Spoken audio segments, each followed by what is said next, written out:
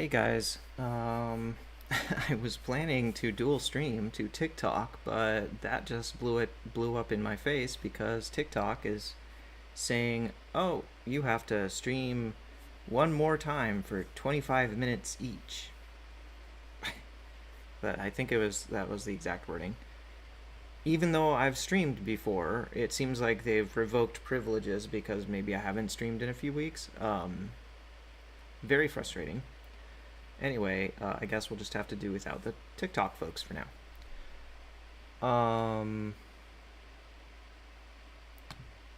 Let me see here. Looks like at the moment I have a few viewers. Thank you all for being here. I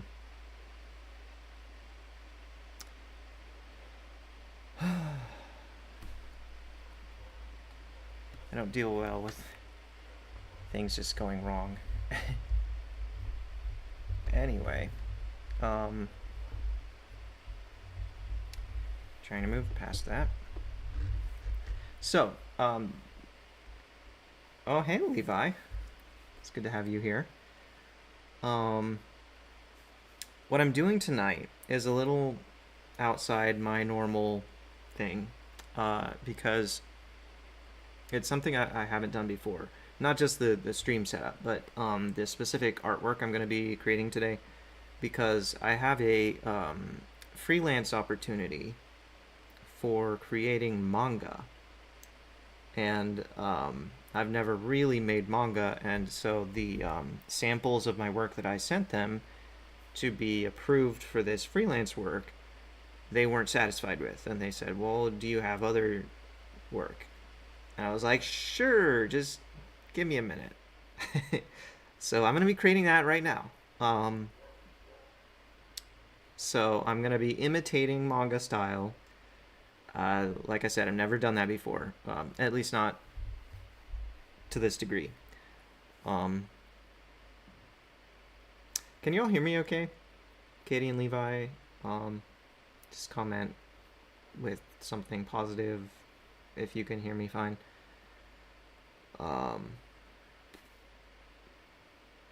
Levi says this is going to be awesome. I hope so. Fingers crossed. um, they also want me to create like they said a complete narrative, a full story that's up to 4 pages long. Um, so that'll be fun. Gonna have to be something that isn't part of a larger work. So I am working on a graphic novel. I've been working on that for like 15 years. It's gonna have to not be that.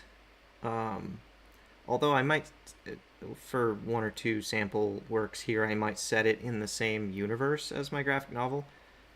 Um, we'll see. I've got some narrative ideas sort of stewing here, and I'll experiment tonight with drafting, character sketches, um, and hopefully I will have, by the end of this, a finished product of like a couple of samples of a few pages long manga to send to this freelance client.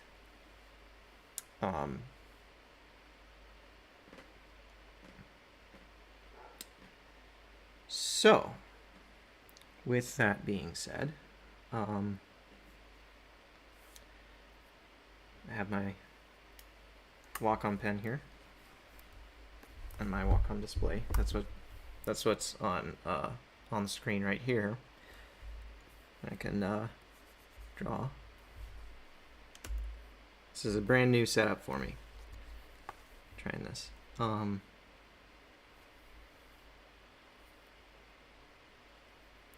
So my idea, one of my ideas for a narrative for the first sample here. This is probably a cliche, I don't know, but I thought of like some little family setting with maybe a mom and a kid, and the kid like sees an animal, so that's some type of exotic animal, or brings it into the house or something, and like wants to keep it as a pet or something, or wants to interact with it, and the mom is saying no, no, that creature's dangerous, we don't want that. And then later somehow they get into some type of danger from some other animal, and the previous animal comes and defends the kid. That's an idea that might work for a few pages worth of some type of narrative. So for that idea, I'm going to need 4 characters at least: the parent, the kid, the good animal, and the bad animal. Um,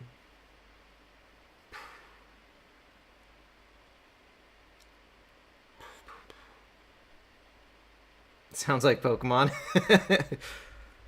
There could be some inspiration there, or some ripping off of it. No, I'm gonna try to make the animals somehow like not quite as cartoony as Pokemon. Like, I mean, Pokemon's a straight up cartoon. Like, hi, Dr. Mantis Toboggan. Good to have you here. This is a for any new viewers, this is just a hangout time basically while I do some artwork that I've never tried before. I'm going to be trying to imitate manga style. I've never done that to this degree. And it's for a potential freelance client who is specifically asking for that style. But they want like samples of work that better fit the style than any samples I have. So the creative aspects here are not coming from the client. I have to just invent those. Hi, Big Fish. The main thing that the client just specified is manga. So, and I think they said color, so it can't be a black and white manga. We're gonna give it a try. I'm gonna start out with some character sketches probably. But I need to think of like what situation this family would be in where they might encounter an animal that they would feel like is a genuine danger to themselves. Like, they can't just like, oh, let's go back home or something. There has to be some situation. Maybe they're hiking or camping.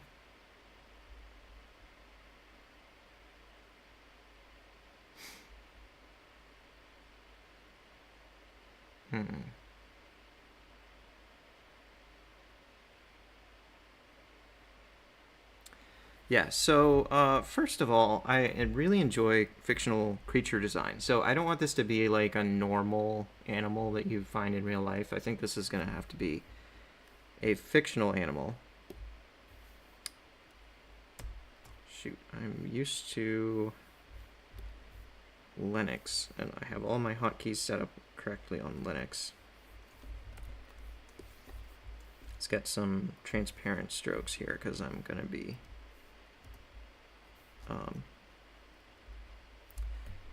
drafting at the moment. This is going to be a little more like a pencil sketch.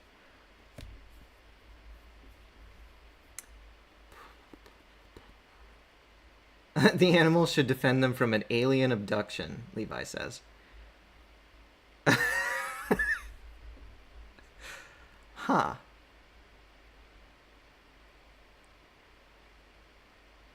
Let me think about that. I'm not going to dismiss that right away.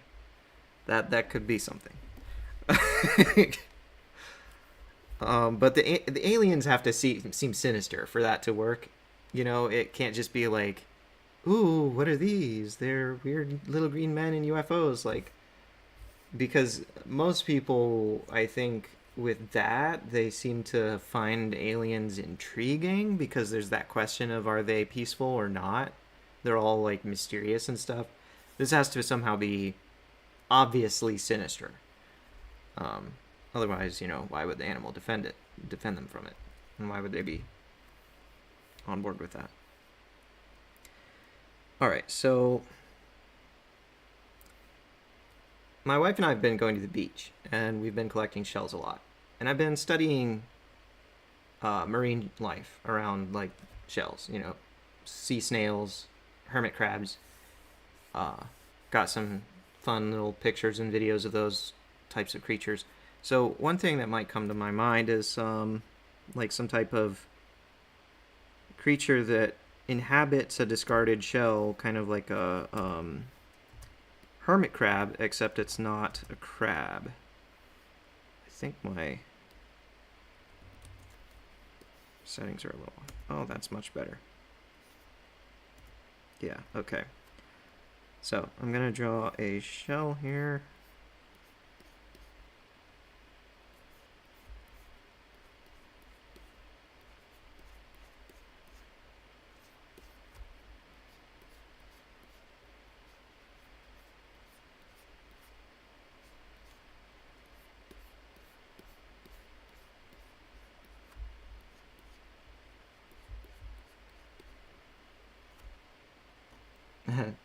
Dr. Manta says, make the aliens plant-based, like the Day of the Triffids, lol.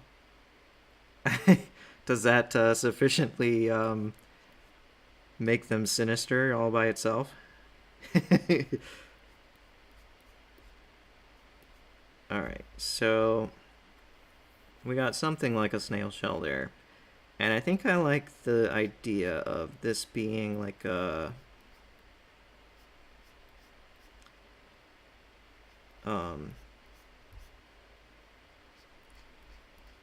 reptile creature.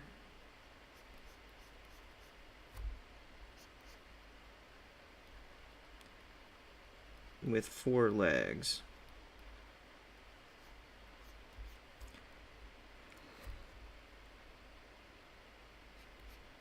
Now I have to make the distance between the knee and the hock here on the back leg small enough that it could plausibly fold that leg up into the shell.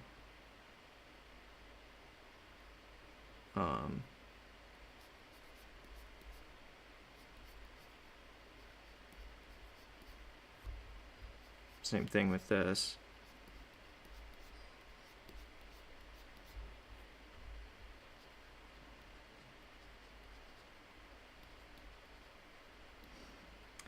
This is just an idea. I don't know if this is going to stick or not, because a creature that inhabits a shell like a hermit crab, it's in the name. They're hermits. They're sort of a defensive creature. Not sure that they would sufficiently provide that sort of dramatic question for the story of whether they're dangerous or like dangerous in a good way or a bad way. Because like the part of the story where the parent is saying, no, let's not keep that, let's not interact with that, it's dangerous. That's dangerous in a bad way. But then later when it defends them from a bigger animal, that's still dangerous, but dangerous in a good way. And that's the story twist. But the key there is that it's still dangerous. Like it has some type of strength, and the question is, how is it using that strength?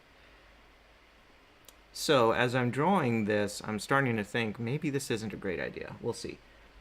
Dr. Manta says, they're pretty sinister in the book. They blind nearly everyone, then slowly move in and attack. Huh. I've never read that book. Big Fish says, lobster claws. Yeah, I wasn't going to give this claws because, then it's just a hermit crab, right?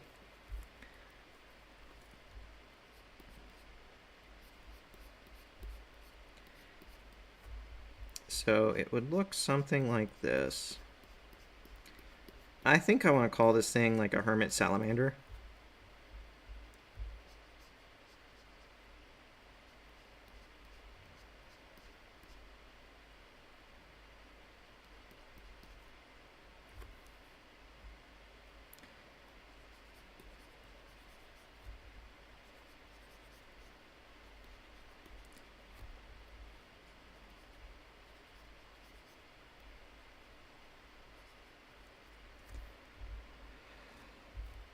Yeah, so that's the creature that's in my mind at the moment, but like I said, it might not work for this story. Let me go ahead and save this.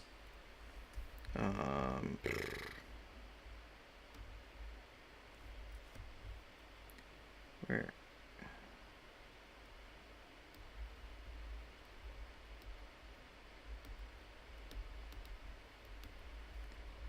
Yeah, okay.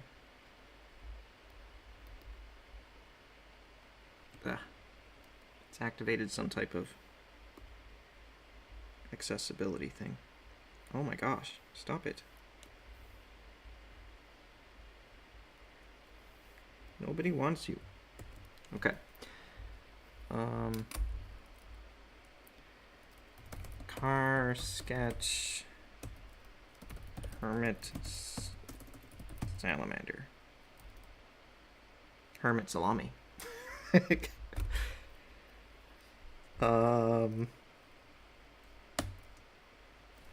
There we go. Now, I'm gonna go ahead and start a new file here. I'm gonna interact on this other screen. Ah, that blocked out the chat for a second. Sorry. All right, new file. So I'm thinking not a hermit salamander. We'll see. Oh, we got Is Your Guy making a super chat. Thank you so much, Is Your Guy, for $10. He says, just making sure the super chat button works. Is Your Guy, that is the first super chat that I have ever received. So the fact that it works is news to me too. And it is good news. Thank you. That is awesome. Thank you. All right. So, everybody up to speed on what this is? This is like for a potential freelance client, and they were asking for manga. I've never done manga before, at least not like exactly in that style. So they wanted like more fitting samples of my work, and I didn't have any, so I'm creating samples of my work to send the potential freelance client to see if I get the job. This isn't even work that would be for them yet. That's what this is. And they gave no parameters at all on the creative thing, except that it has to be a complete narrative that I think they said was up to 4 pages. So for any new viewers, that's what's going on here. All right, so something more potentially strong, dangerous type of thing. Something that would work well in this story.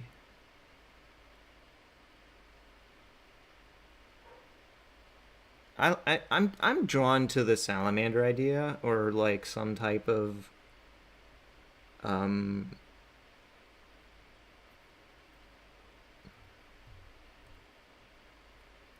long, skinny reptilian creature.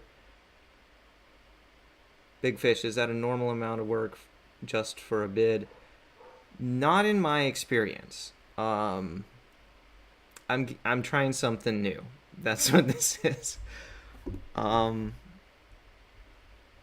Yeah, it's a different type of freelance client than I've normally with freelance work. In the past I've just worked directly, like person to person, talking to a person that wants work from me, and so I just handle it through conversations and give them concept sketches and things like that. But this is like through a website.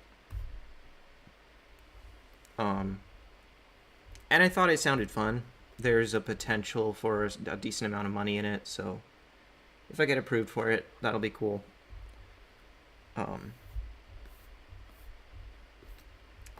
But yeah.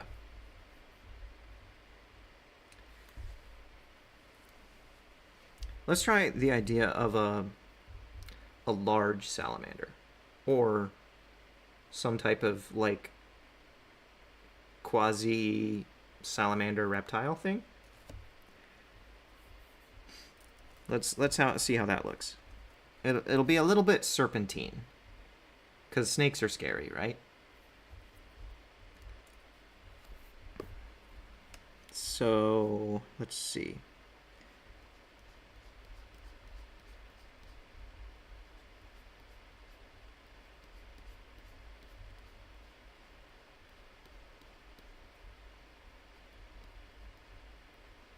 Give it some spines.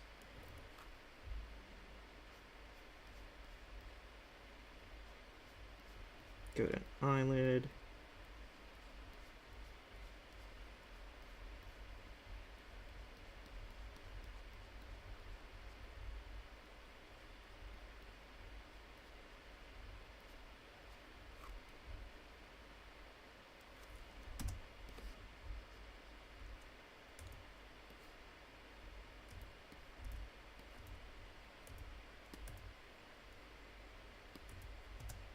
Make this jaw a little longer for room for a mouth here.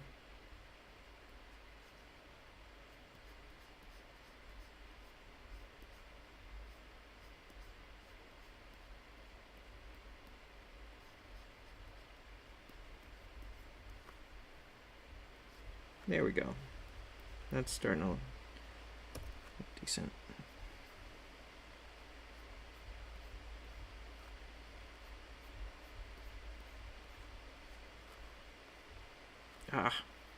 I keep trying to use this button to drag the camera on the Inkscape canvas, and it doesn't work because I didn't set it up correctly. I'm used to using Linux instead of Windows.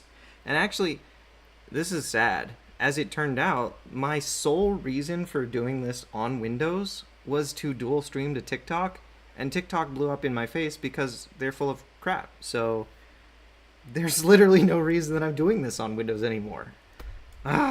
Whatever. Okay. Just live and learn, I guess. Okay, so I think it should still have legs. That was not the right tool.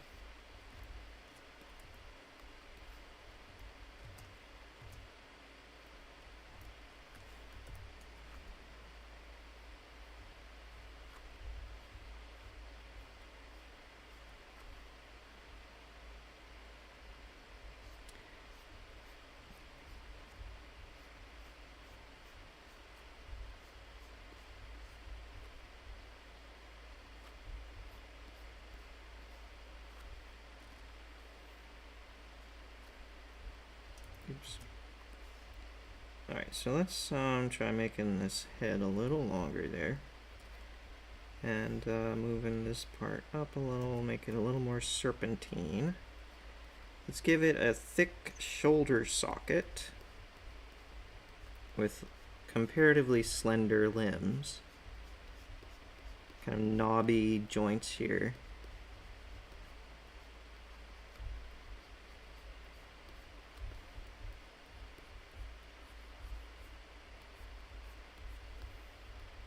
Yeah.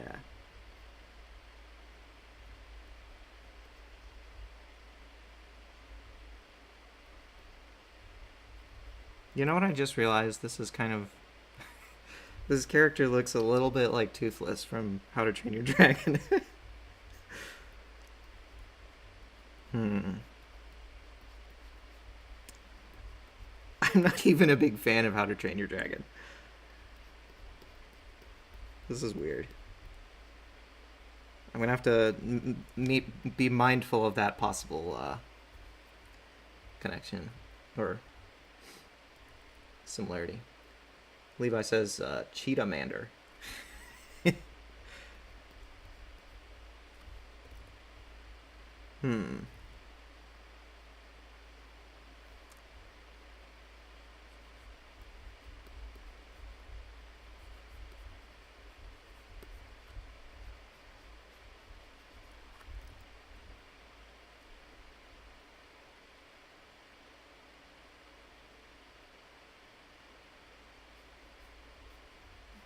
To have nice long hind limbs here.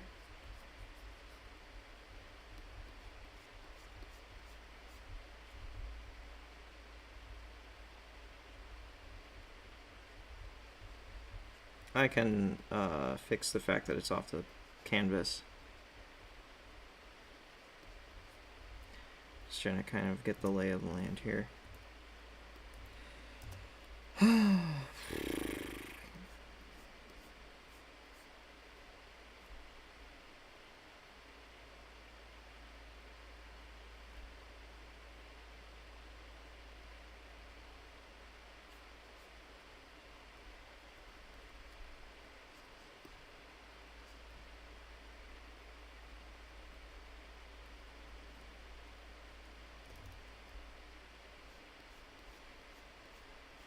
Give it a nice long serpentine tail.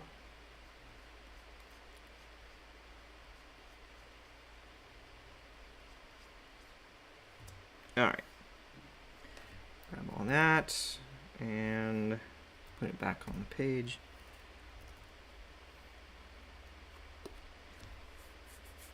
Now, I'm gonna add a little bit of detail here. Oh my gosh, I should really fix the hotkeys, because there's no actual good way for me to drag the camera view.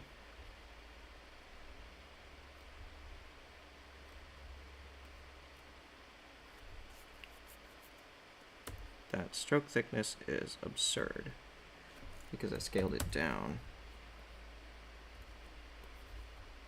That's a little too small. 1.5. That's better.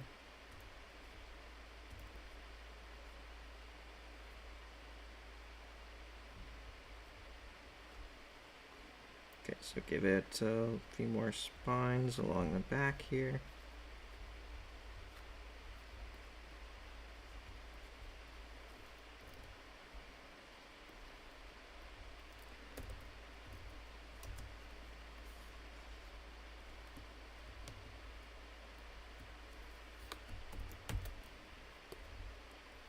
All right, I'm gonna save this.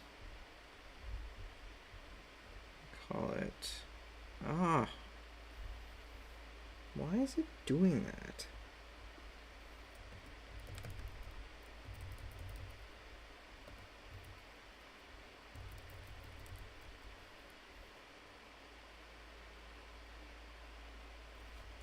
You know what, I'll just use Levi's name, Cheetahmander.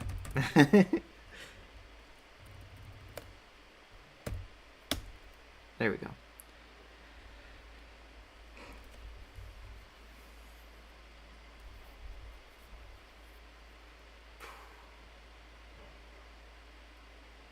This is probably more thought than it's worth.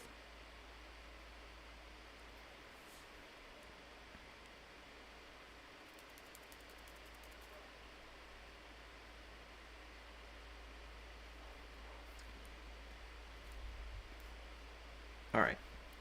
I need some character sketches for the kid. How old is this kid gonna be?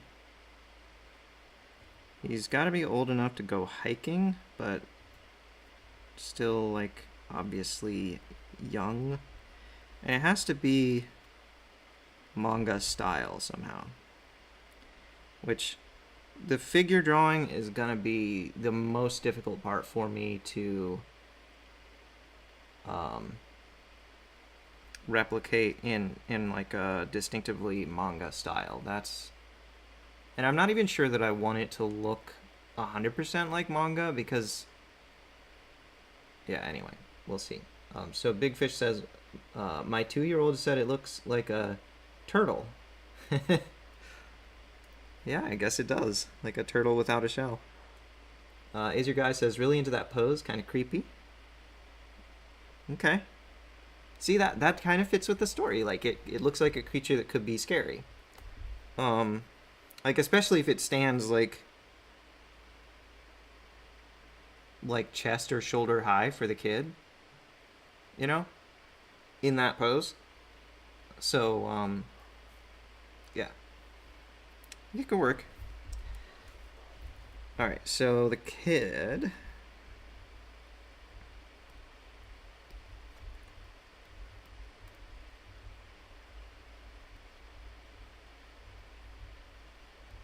Maybe I'll have him look a little bit like Haley Joel Osment from um, Sixth Sense.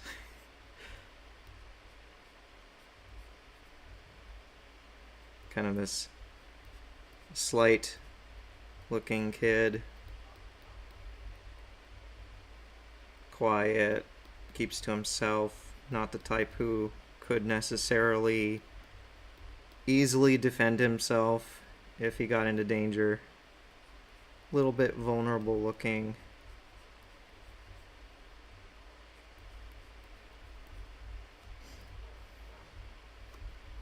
Let's see. Okay, that neck is too thick.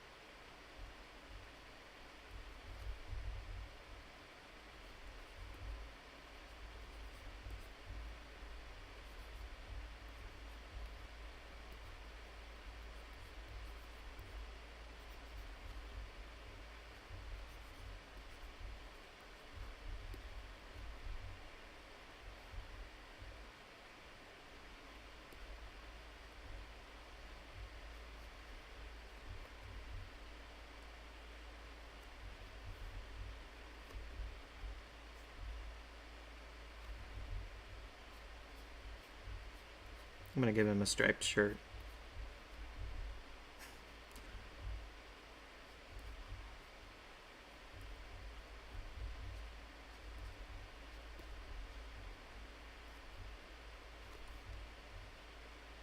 Hopefully that doesn't seem too dated.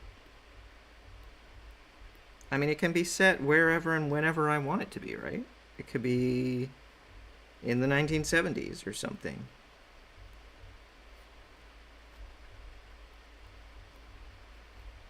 I'm not going to actually research like a specific period accurate type of clothing for this. This isn't worth that.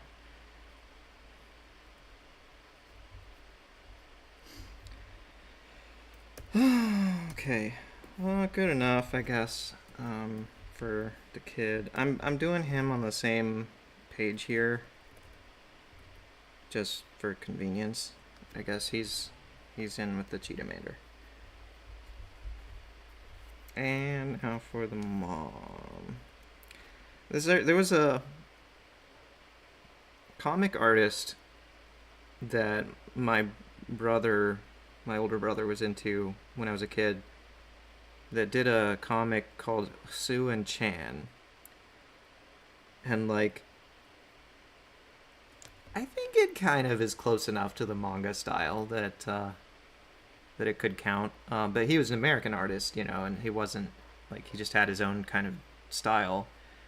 And what I've just drawn is kind of reminding me of that. So it's probably good enough. All right, now for the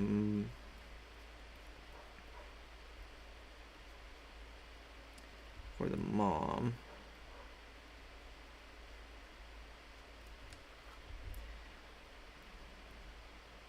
We'll give her little beady eyes too, just for some character. But eyelashes, because she's a woman. Hey, it's an artist thing.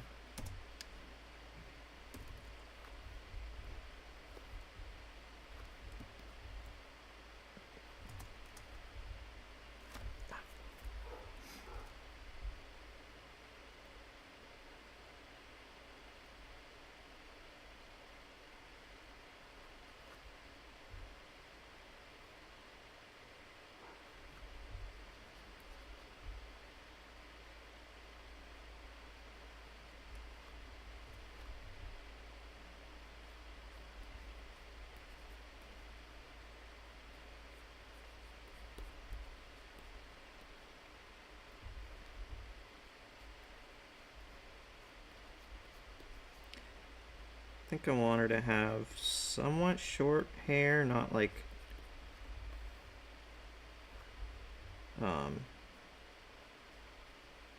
super long. Just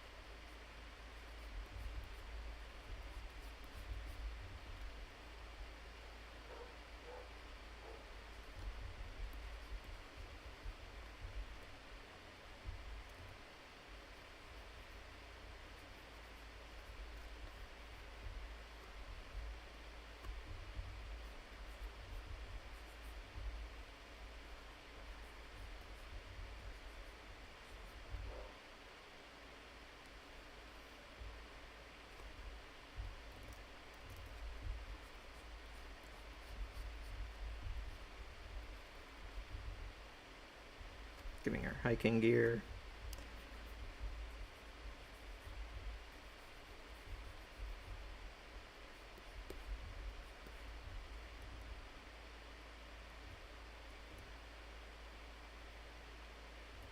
Something like that.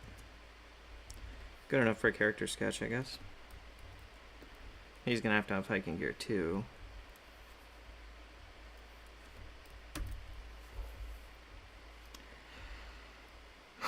Alright. Character sketches are probably good enough. Oh, but what are they gonna... What kind of bigger danger will they encounter?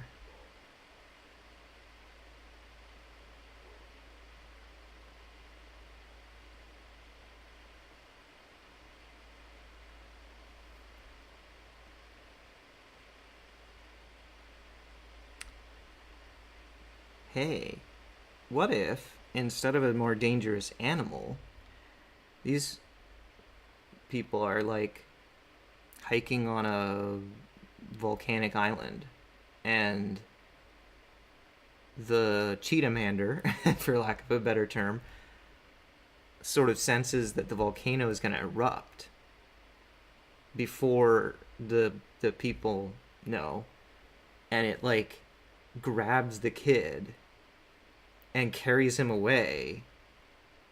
The mom chases after, thinking that it's like kidnapping him, but it's just taking him to safety, and then the eruption goes by. Maybe that could be what happens.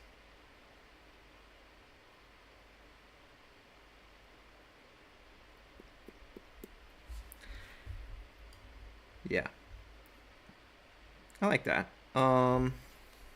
Gives an opportunity for some vibrant colors. I get too involved in these things. Like, this is why I'm not a super prolific artist, is like every little project I work on, I pour all this thought and detail into. I'm like this big perfectionist, and I'm sure a lot of like manga artists or whoever I'm comparing against here would have already started drawing a page by now. Uh, all right, so I'm gonna keep this somewhere on my screen.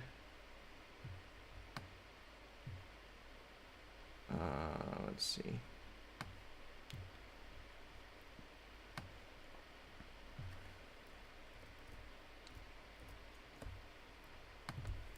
Start a new document.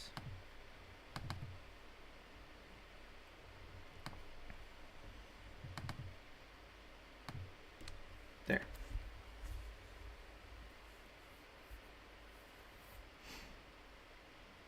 All right, so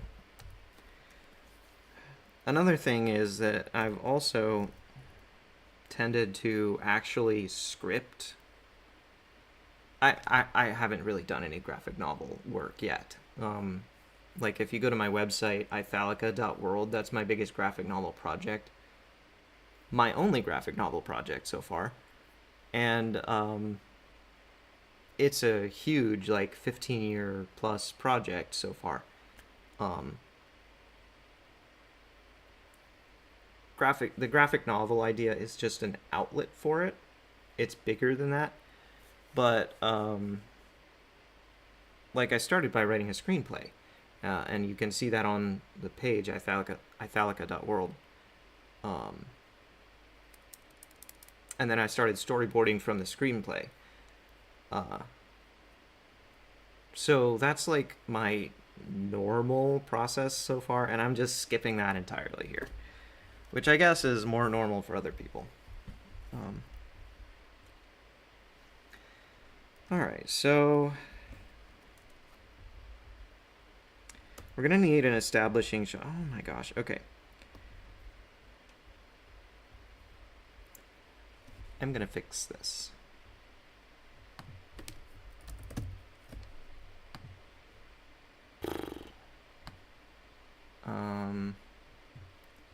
Pen.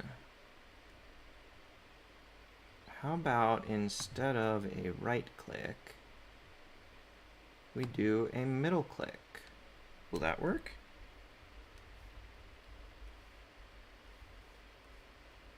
I thought middle click was supposed to... Okay. No? How about pan scroll? Come on. Maybe I need to do middle click here and then in Inkscape settings. Interface. Come on. Windows.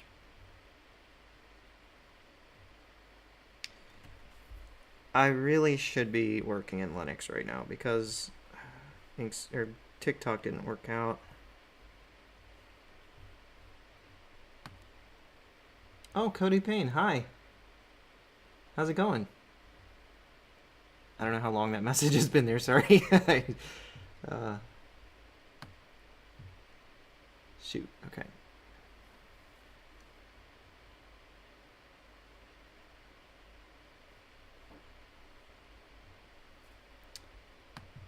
Input, output, no. Scrolling.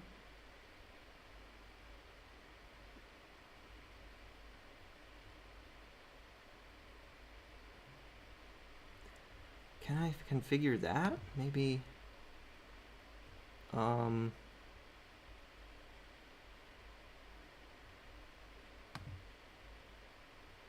Yeah, let's try this. Let's try this. Yeah, it works. Yeah. That was the behavior I was trying to get all along. It's just using this little button on the pen. When I click and move, it should move the canvas. Just scroll the window. Yes, that is exactly what I needed. Hatter's House 710 says, let's go be mean to flat earthers. Yeah, so Hatter's House, what I'm doing here is this is unrelated to my flat Earth debunking. This is just me doing some artwork on a live stream where I can hang out with you guys. And the artwork I'm doing is for a potential freelance client. It's hard to explain the situation, but they expected some samples of my work to show that I can do manga style, and I didn't have any good enough. And they were asking, like, do you have any better ones, better, like, more matching manga? And I was like, give me a minute. So that's what this is. This isn't even work for the client yet. This is just, yeah. So we'll see how it goes. At least I'm, making YouTube content as well. Although TikTok, I am so frustrated with TikTok right now. They locked me out because I haven't live streamed enough recently. Apparently. Okay, so what I was doing before. We're going to need an establishing shot.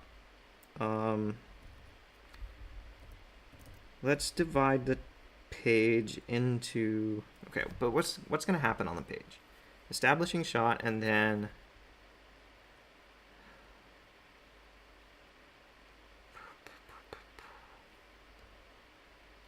Hatter's House says, I suck at drawing, I'll observe. Well, you're certainly welcome to be here. So, establishing shot, and then... What does the audience need to know about this situation?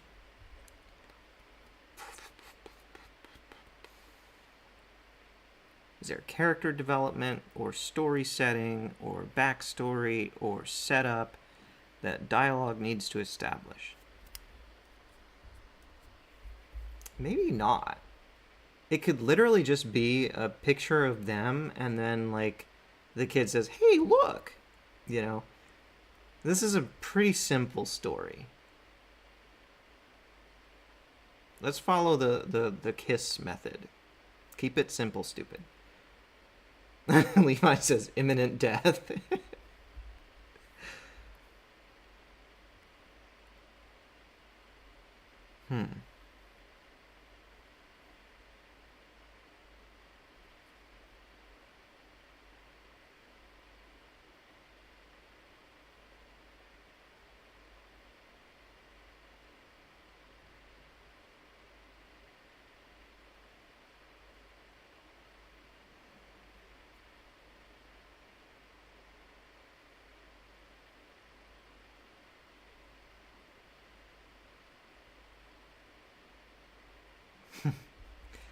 What if they pass a sign that's like warning them about the giant salamanders? It doesn't warn them about the eruptions. Maybe that's like signs that are farther back, and it's like more just assumed because it is a volcano they're hiking near.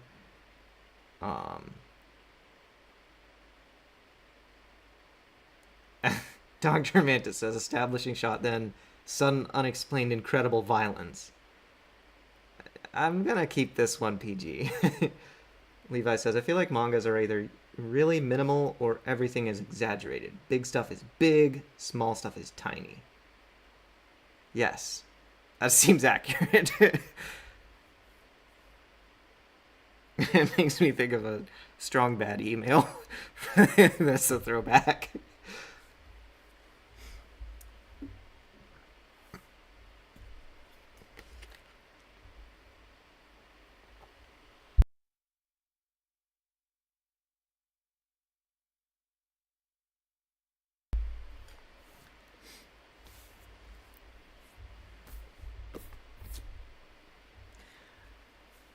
Yeah, so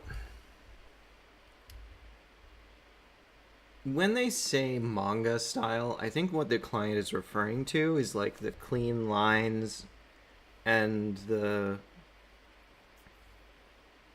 I mean, I don't know what all about manga they are specifically thinking of. But yeah. I'll just do my best.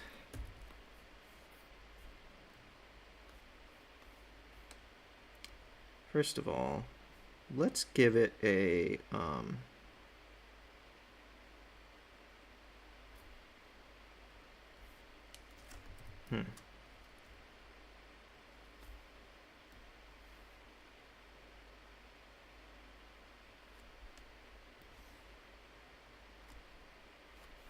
how about we start with a line of dialogue that just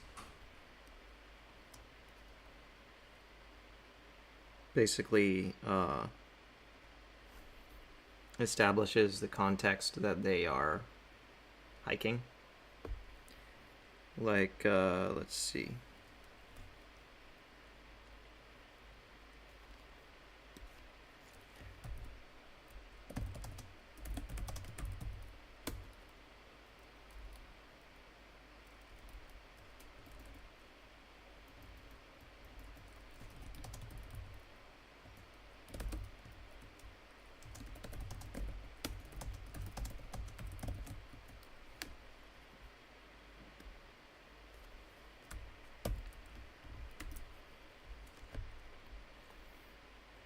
Okay, so this is going to be...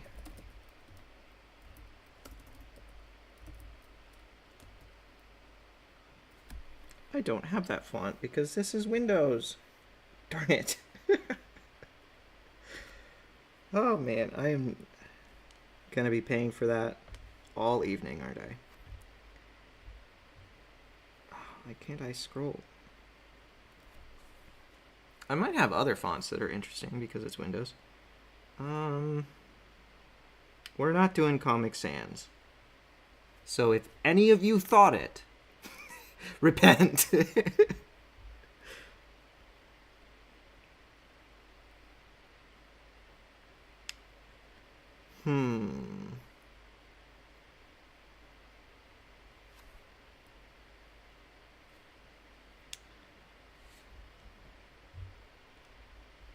I lost my scroll bar. Oh my gosh, what? Help. What is going on?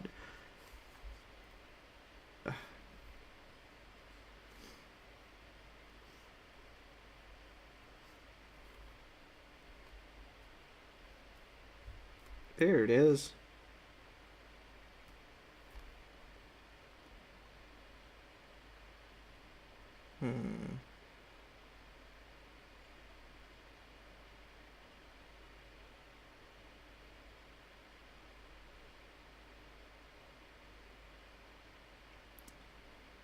This is the exciting part, picking a font. Hi, Lindsay Bo. Good to have you here. We're just hanging out while I make artwork. Or attempt to make artwork. Proof's in the pudding.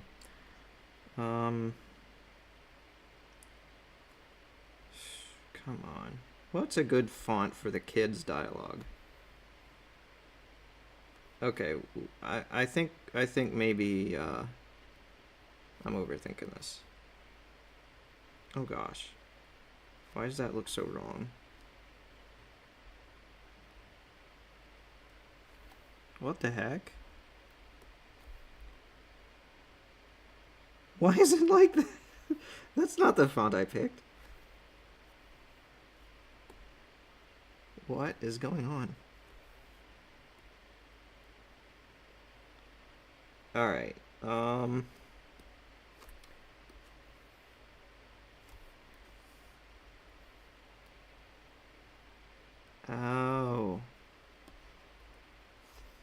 It had the style borrowed from the word balloon. Lindsay Bo says, "What are you drawing today?" So I'm this is for a potential freelance client. They wanted manga. And I sent them some samples of my work that are kind of in the cartoon genre, and they were like, "Yeah, but this isn't manga." And I was like, "Okay." So I'm creating samples of my work that I didn't have before, and trying to imitate manga to see if I get this freelance job.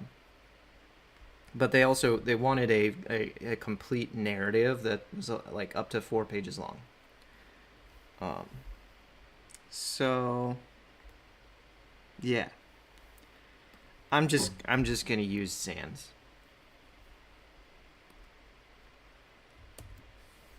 Nobody can stop me. Alright, so yeah, I'm just gonna leave default paragraph settings here. What about size? What should we do about size? That's 12 point.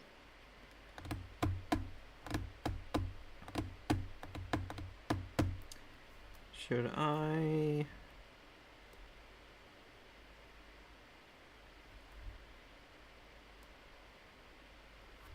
Where's my...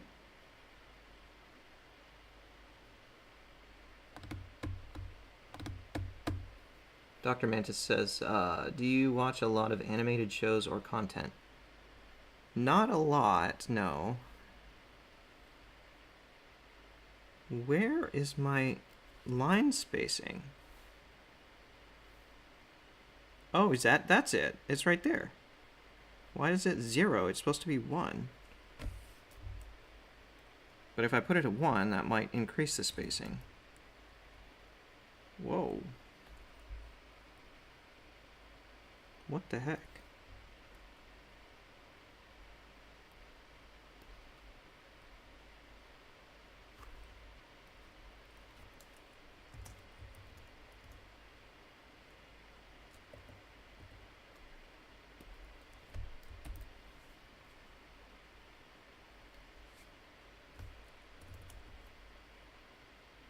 Okay, it was 0 because I had something selected that was... Okay, whatever. Who cares?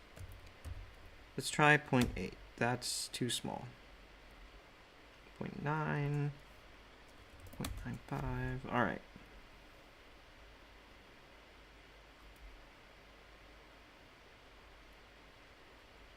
Maybe I shouldn't mess with that. It was fine. It was fine the way it was. Let's put it back at 1. All right. And I'm going to align this inside the oval. Last selected. There we go. Something like that. What is going on here? Oh, right.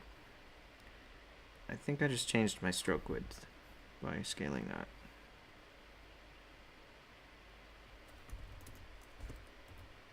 We'll just set it back to that, whatever.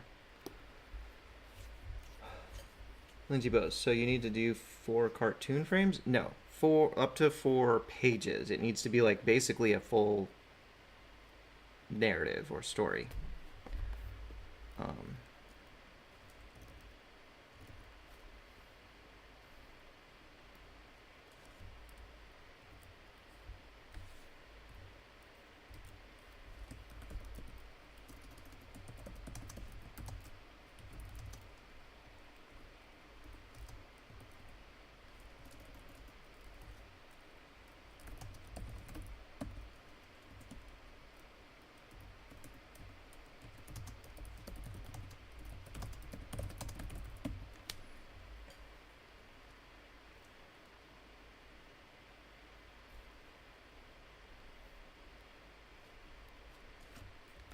Okay, so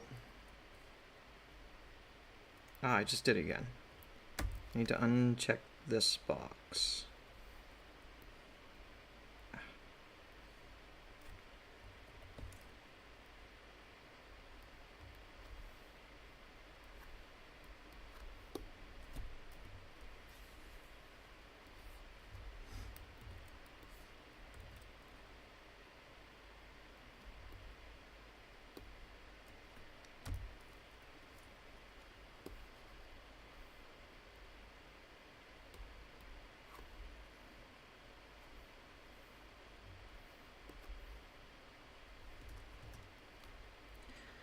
Alright, so I'm gonna draw a quick...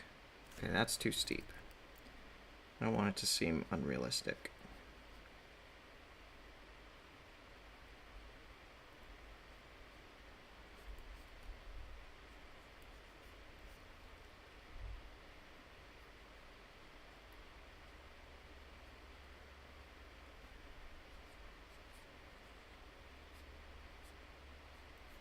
Big volcano.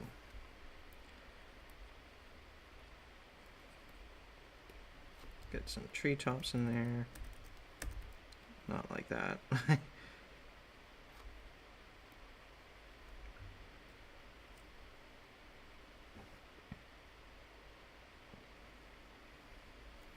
Alright, and we'll have a big, bold line there separate, well, not big, bold, but a line separating that first panel.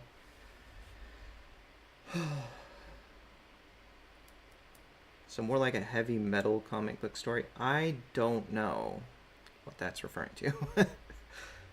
Heavy metal. I am pretty ignorant about manga. So if that's any kind of manga thing, I don't know.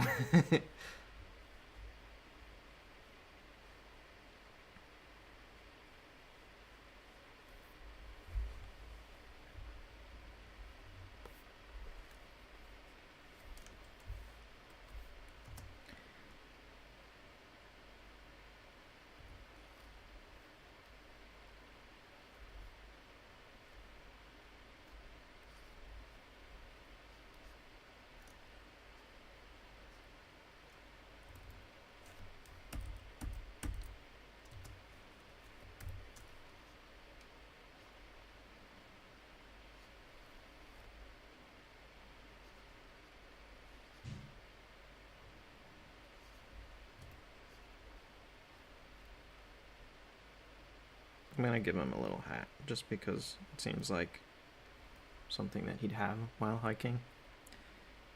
Like a little, yeah. This is like a rough draft of the page here, sort of like a storyboard or something. And we'll have mom here.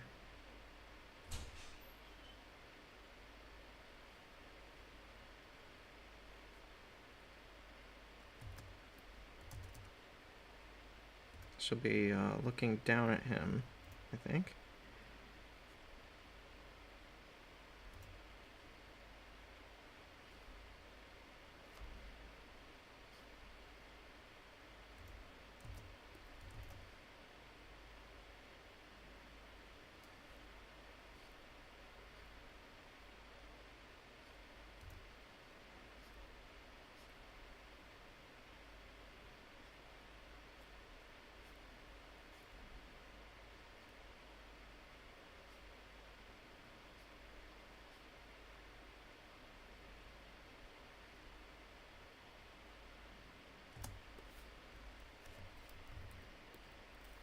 Did I group those other strokes? I don't think I did. I did now. Alright. So, we'll have, they're going up a slope, I think. There's gonna be a fallen log. Some more trees.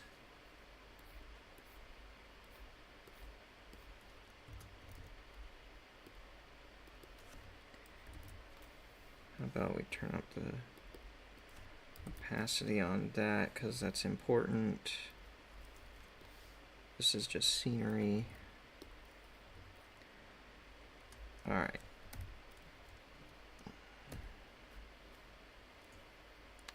I'm going to save a draft of this, so I don't lose work.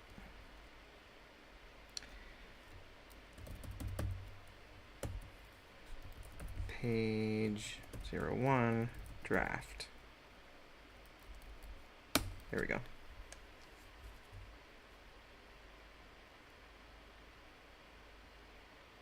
Lindsay Bow says, IMDb heavy metal, and you will know what I mean. Dr. Mantis says, heavy metal is classic. Love South Park's take on it. Well, can't hurt for me to look it up now, I guess.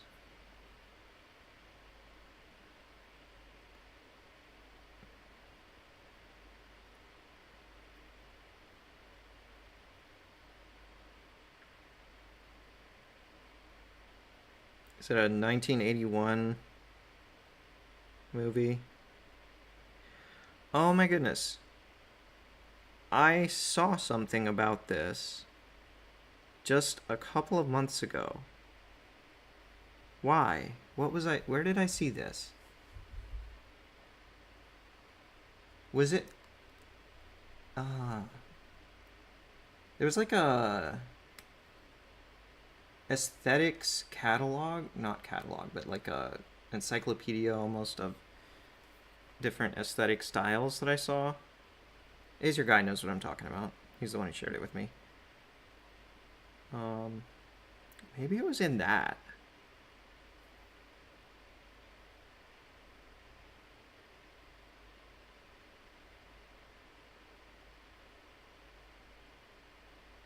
Is your guy, if you're still around, feel free to comment. I can't remember exactly what it was called.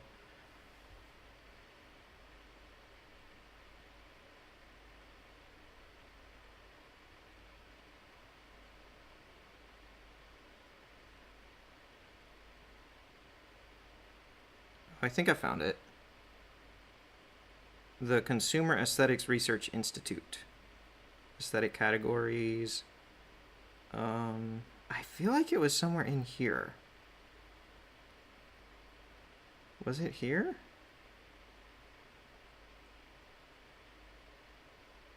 He said, "Interesting. I don't recall seeing heavy metal in Kari." I must be getting something mixed up. If that's the case, I'm sorry.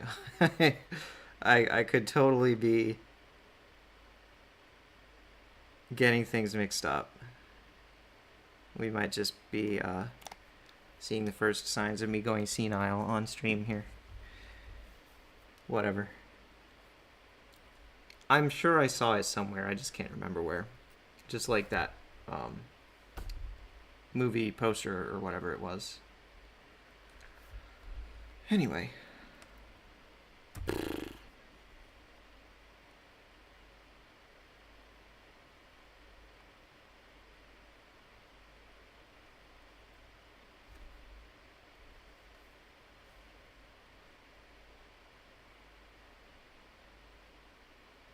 Why did I... Oops. I put those inside the group. They were not supposed to be. Alright.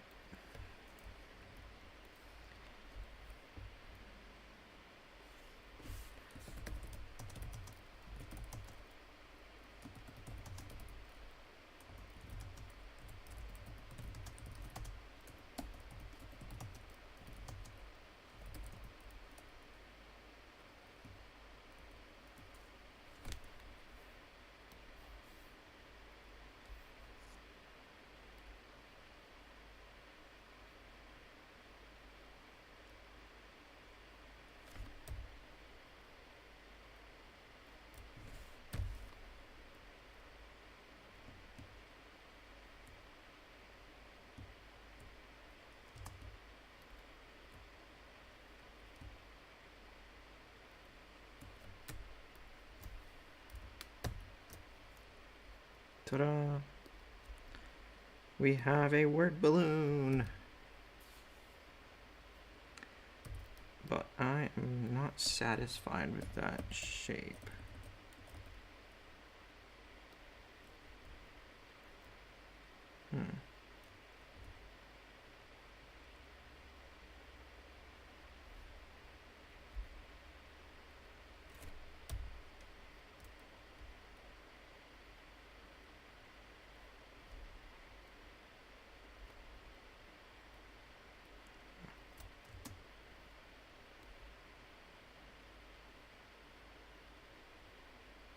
This guy says, "It's possible I haven't gone through all the entries, but Kari is usually more about product than ad design."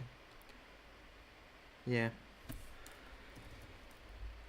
I don't remember where I saw it.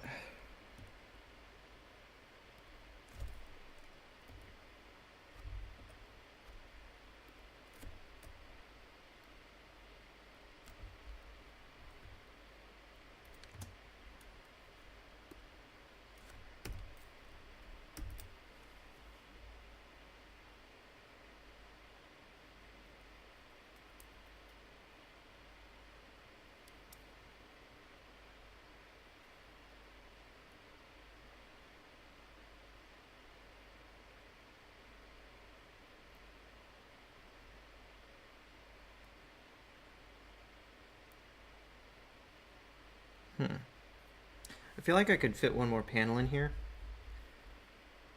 Keep the story moving a little more briskly. If I just shift these guys up a little.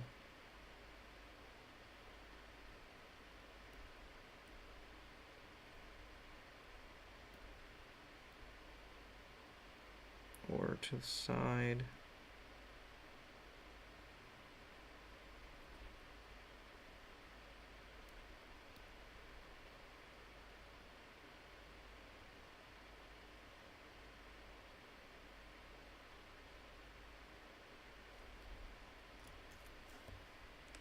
Or maybe it doesn't have to be a new panel.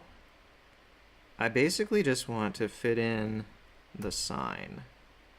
And it could be in the foreground. Like this. Put a heavier stroke on it, probably. We'll do 2.5.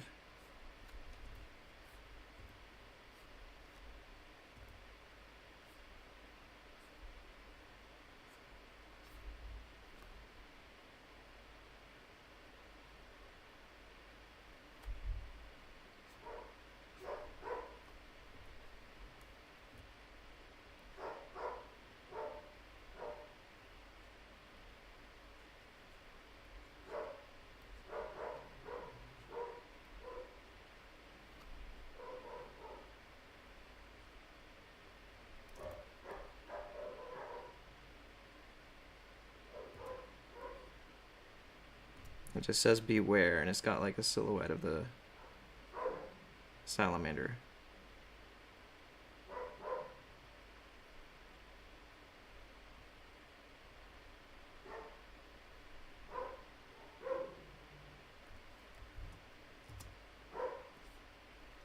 It's gonna have to be vertical, I think.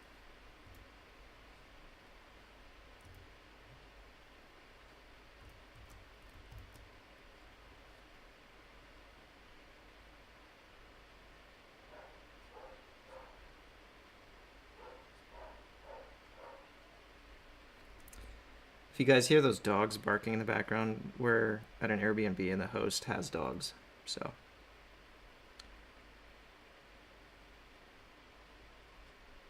That's the story there.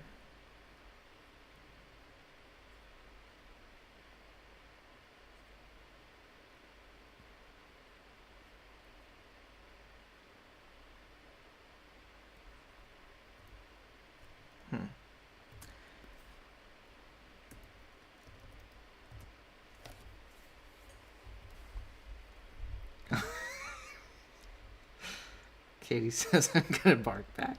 Don't do that, Katie.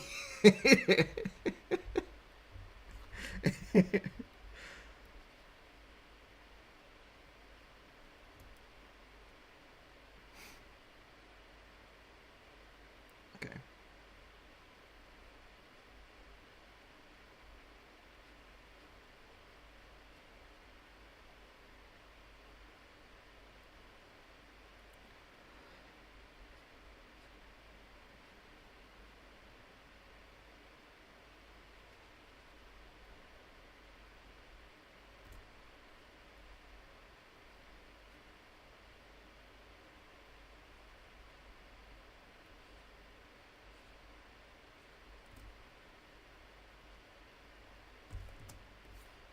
Okay, that's a little better. So we'll just position that on the sign.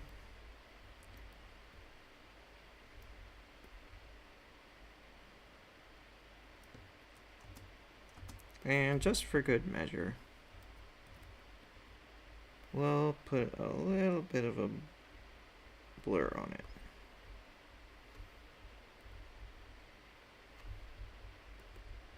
Although I think we might need to quickly block out the background so it doesn't look transparent here.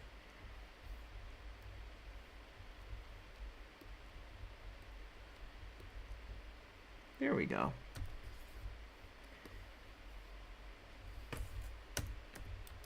All right. So that's page 1.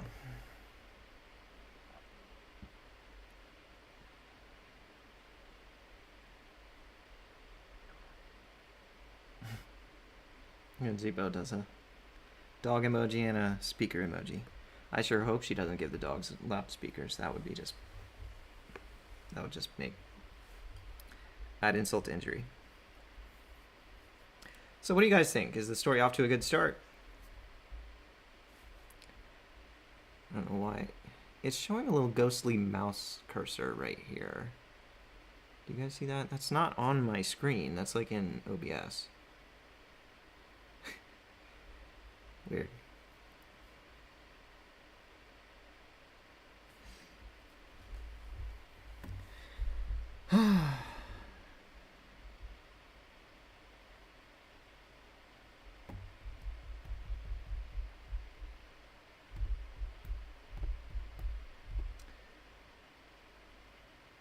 The guy says it looks pretty good.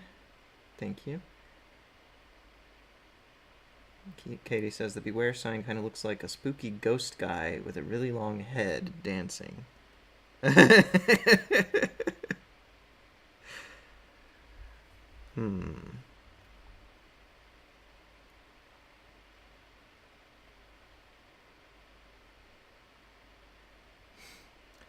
feel like if I had like some kind of panel all by itself where that sign was the focal point and it was very clearly seen, especially if I had the characters notice or comment on it, then it would be almost too obvious of a setup. It would be kind of rubbing your nose in it, like, look, there's gonna be a thing that happens later. Woo! And Zebo says, maybe it is a ghost dancing. I think I like the more subtle approach where it's in the foreground, a little askew here. The characters aren't noticing it. It's not like the only thing in the panel. It's just to the side. It being so large and in the foreground, I think, is enough of a emphasis.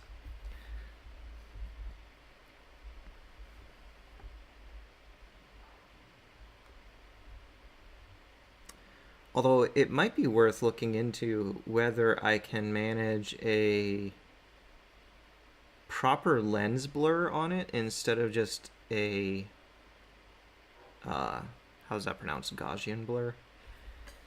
I can't believe I've been a graphic designer for 25 years and I don't know how to pronounce that.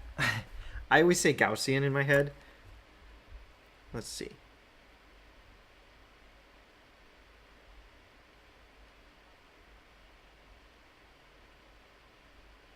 Oh, it is Gaussian.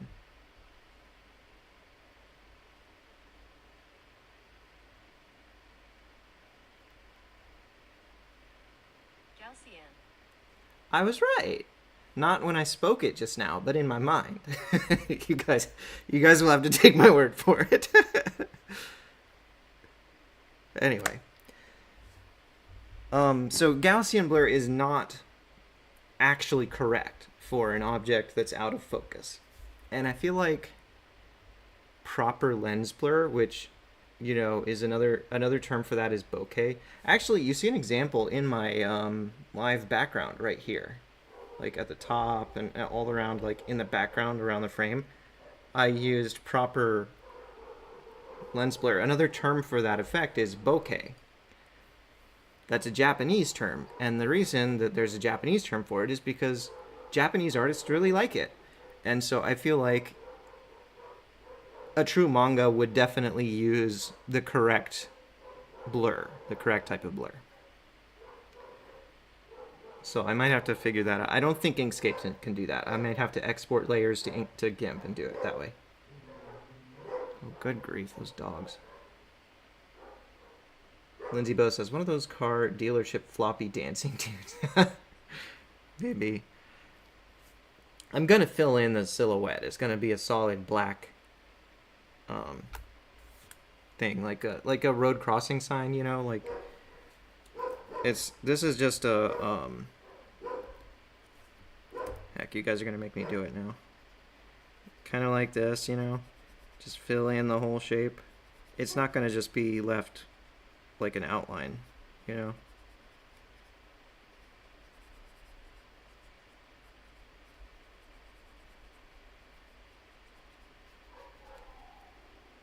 There.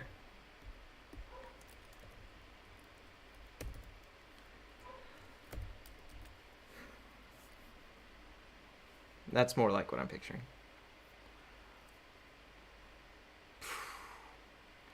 What I should do now is either move on to the next page and start drafting that one, or start doing the proper artwork for this one. But I'll be honest, I'm already exhausted. Um, this is not honestly off to a great start energy wise. I think the fact that the TikTok thing didn't work really took a lot out of me mentally. Probably a autism trait. I don't deal well with like my plans just like uh getting ruined like that. Like this probably would have been a much more lively stream if I'd had TikTok people. Although they would have been requesting to join as guests, and it would have had to be like closing that or declining them or something. So, who knows? I probably would have gotten some flat earthers in there too, which would have been exciting. But, you know, a little artwork never hurt anybody. Yeah, Levi, I was gonna just dual stream, so it would have been exactly like your experience would have been exactly the same. The only difference would have been that here on this corner of the screen, the bottom right, like the YouTube chat would have been only half the height, and I would have had the TikTok chat here with like a little icon next to each one. I had a whole setup. Um, and you would have seen comments that were coming from TikTok there. That's the only difference that YouTube users would have experienced if I had had this work the way I had planned.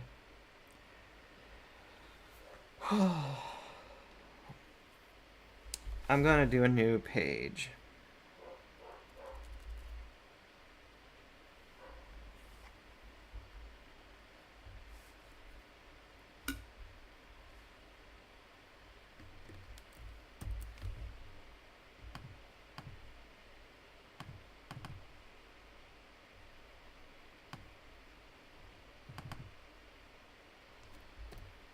All right.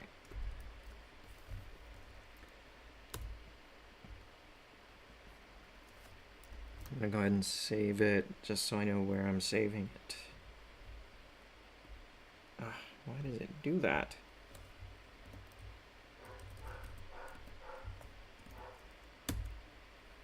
All right.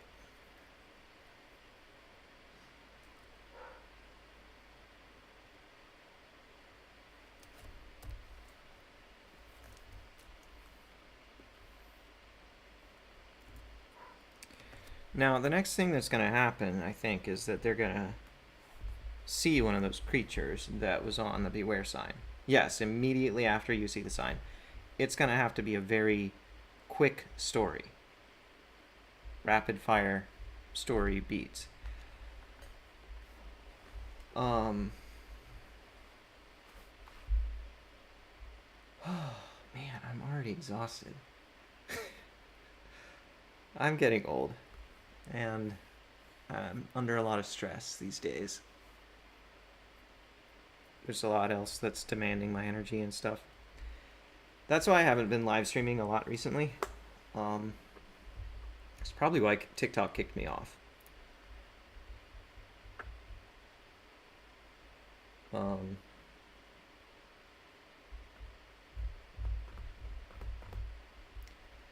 So they pass the sign. The sign's just in the foreground. They don't notice it, or they don't mention it at least. What would be... Oh, I need to just put that down. Oh, crack my back. What would be a good, interesting way for the creature to make its appearance?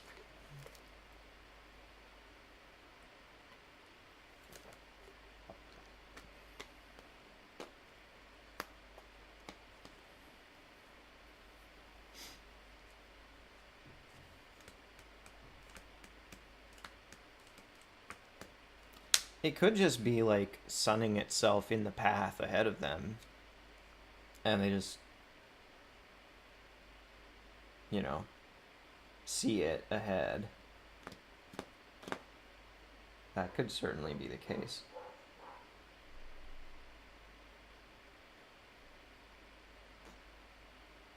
What if the kid starts approaching it like, oh, hey, that looks like a fun creature?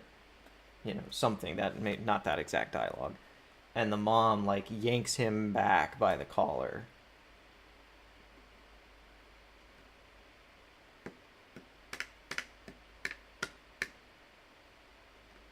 Should I name the characters? Should she, like, shout his name?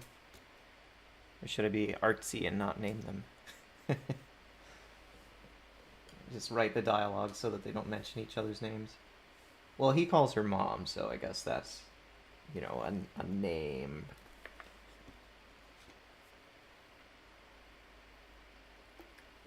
Like if there were voice credits in an animated thing or something, that the credits could credit her as mom.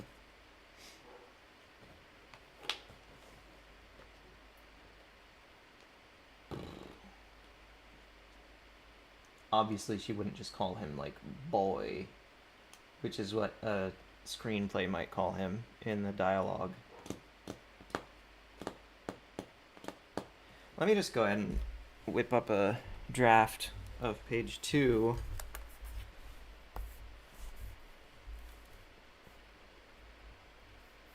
That tries out that idea I had.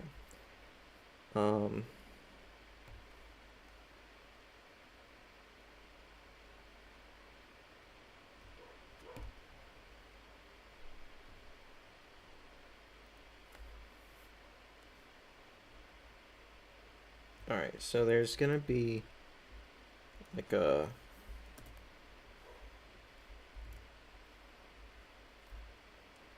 maybe a rock here.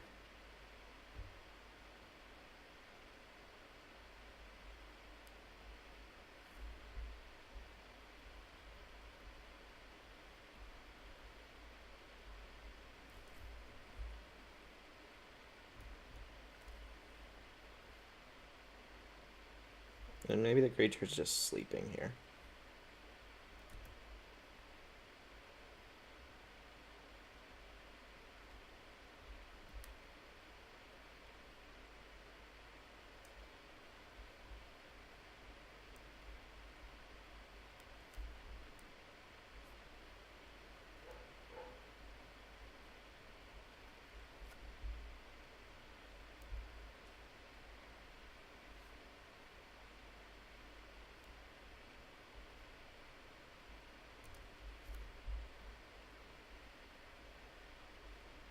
And yes, I'm going to use the cliched little trail of Z's. Katie says, meme in your inbox. Oh no, Katie, what have you done?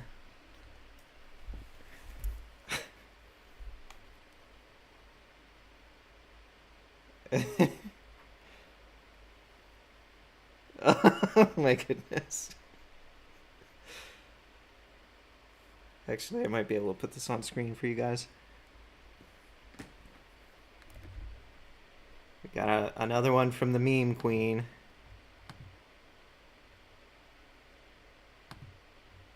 Let's see.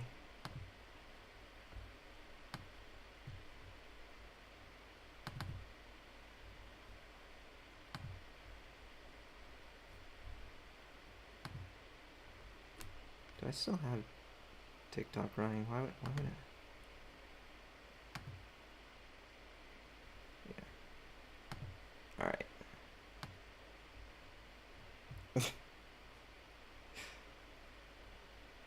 Katie put an actual car dealership Sky Dancer balloon thing on the sign.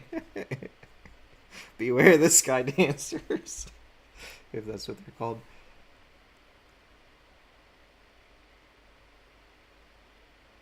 Ooh, Dr. Mantis says maybe they don't see the whole creature, just like a tail or something disappearing just out of sight. Well, That's not a bad idea, I think, but it does something a little different, and I'm trying to think if I want to do that because what that would do is it would create a sense of mystery or suspense about what the creature is. Um,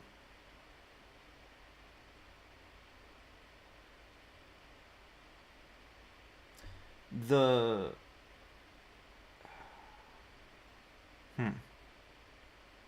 He says, or a shot of them walking while a creature is just watching them, but you can just see its head or eyes following them.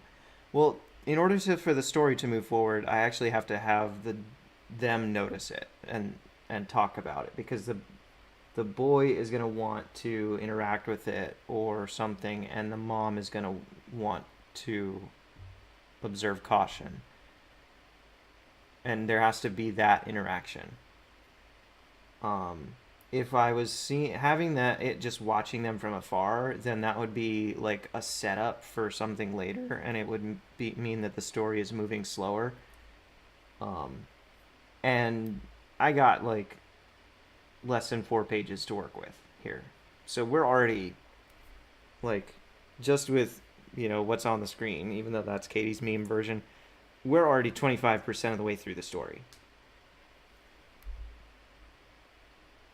Wait, is that even realistic? Maybe that's not even far enough through the story yet. Did they give me room to have more than 4 pages? Let me see.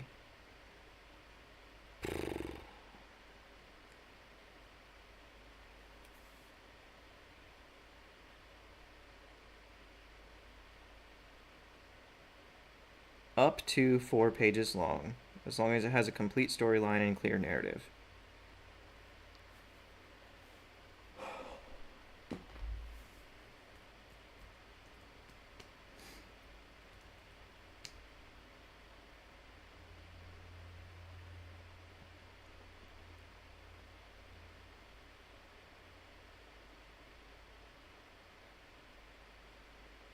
Yeah, even if I go through the story I had discussed at a brisk pace,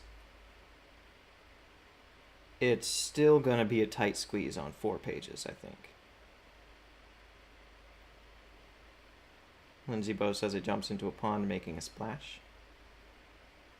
Um,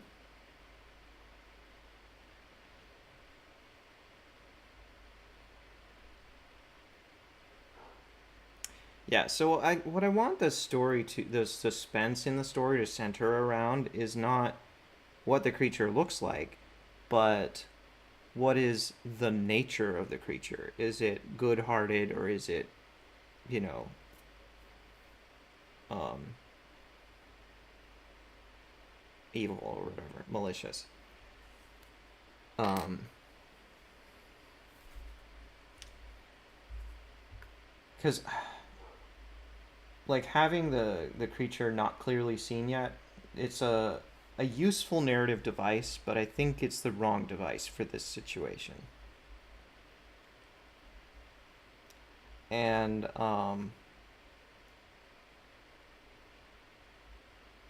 it doesn't have to even do anything in this interaction between the mom and the boy, because all that matters is the boy wants to interact with it, the mom says no. That's all that matters. And then they could just choose a different path in their hiking trail or whatever, choose to go around it or something. It literally doesn't even have to move.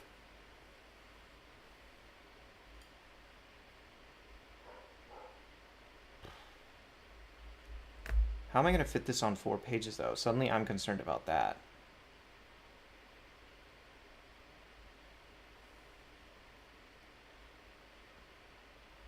I should probably get Katie's meme off the screen. Thank you, Katie. um,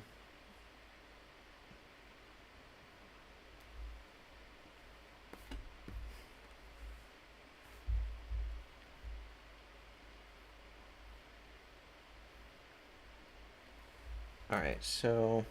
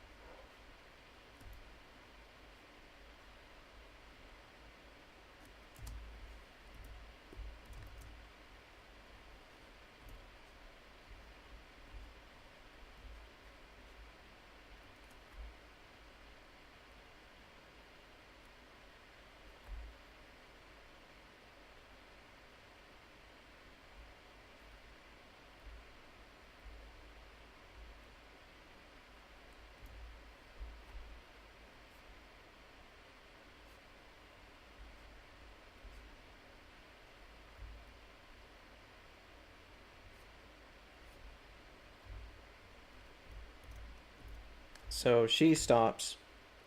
He's running toward it. Oh, I didn't mean to do that.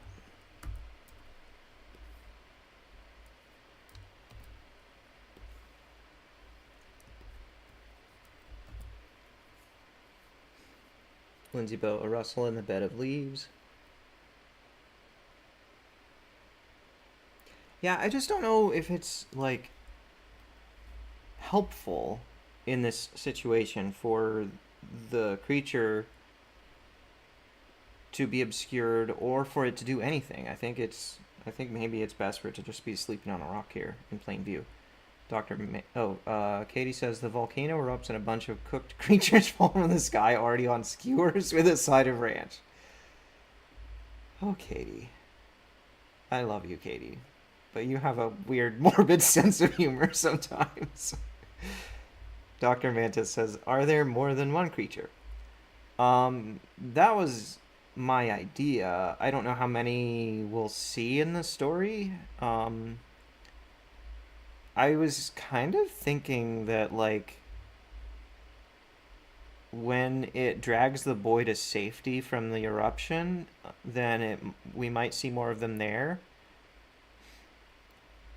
Like maybe it drags him into a cave or some shelter or something, and there's others in there with it.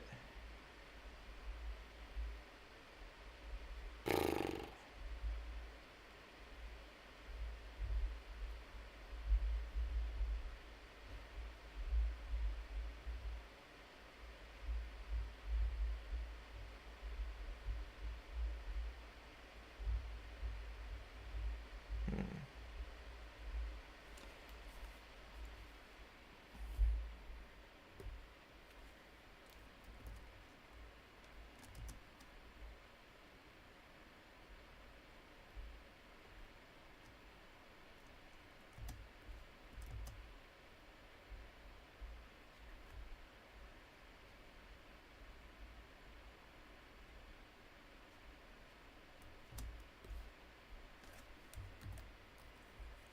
So, mom pauses in alarm.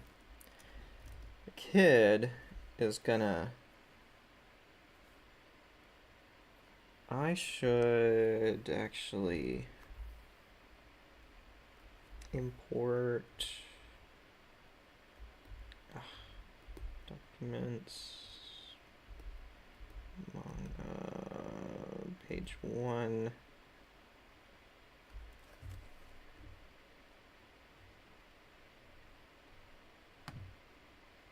Yep. I'm importing that just so I don't have to deal with messing with the typography settings again.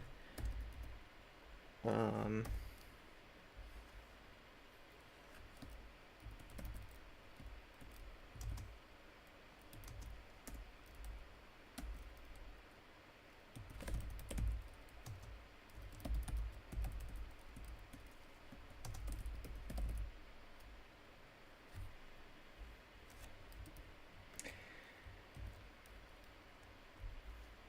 I think he should already know what it is, just to keep keep the story moving along.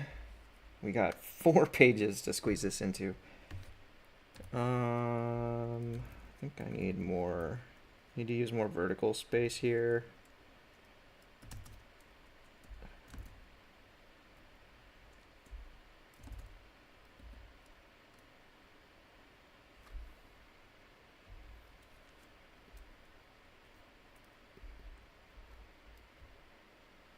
Hmm.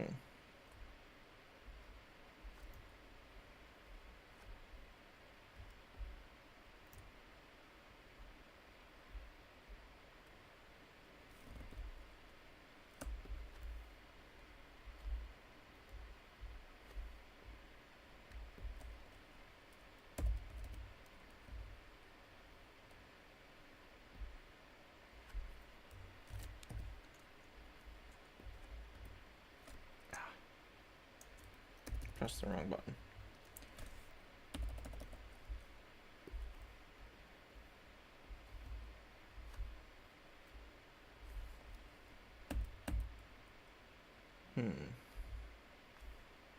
Word balloon's a little bit egg-shaped.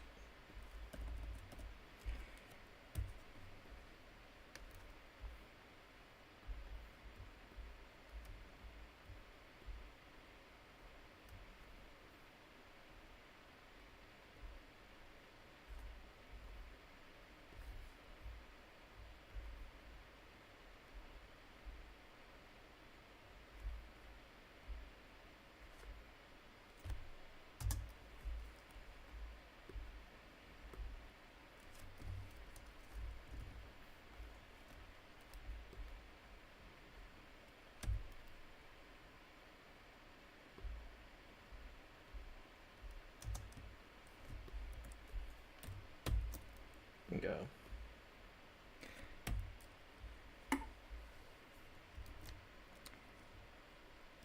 Oh, I don't need to save as. I already picked a file name. Okay, gotta catch up on chat. Dr. Mantis says the boy sees the creature sitting in the road. It has big sad eyes, and as he approaches to help it, it changes and looks decidedly more evil, or for lack of a better word. It lunges, and the mother quickly kills it. Oh my goodness. No, Dr. Mantis, I was thinking this would be the same one that later saves him. So if it's dead, it can't save him. Katie. No, none of the salamanders will be eaten this time. Not in this story.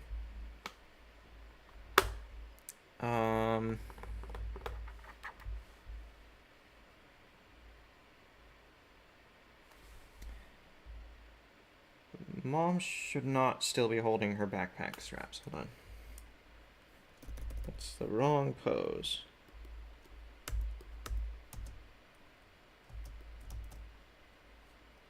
Ah, wrong tool.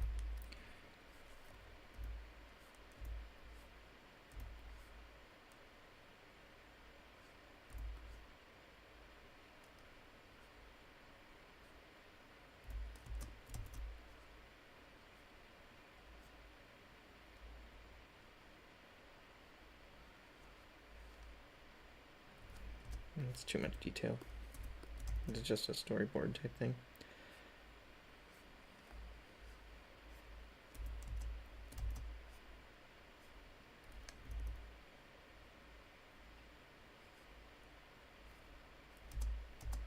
There. Better.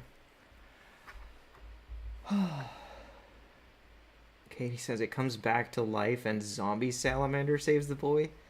Katie. Dr. Mantis. Wait, the creature is good? Dang, I must have missed a few steps here, lol. I've read too much Stephen King to trust this creature. Yeah, we're going for like a heartwarming tone. I don't know what genre this would be technically. Who knows?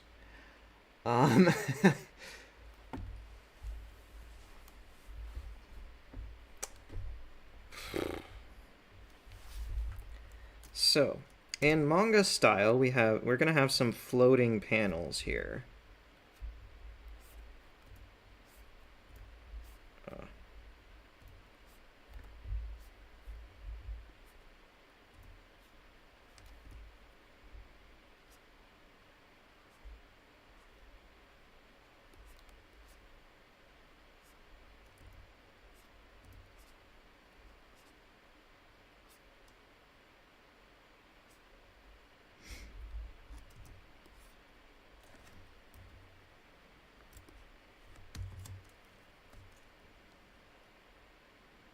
Maybe it's just his backpack that she grabs here.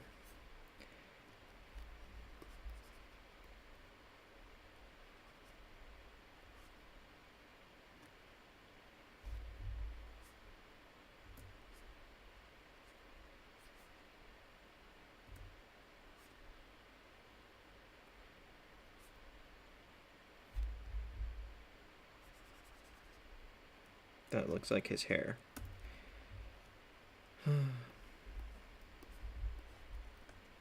Okay, that's a little better. Good enough for a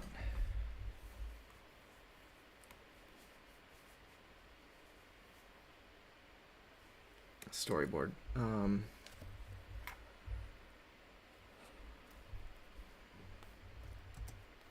then another floating panel right here.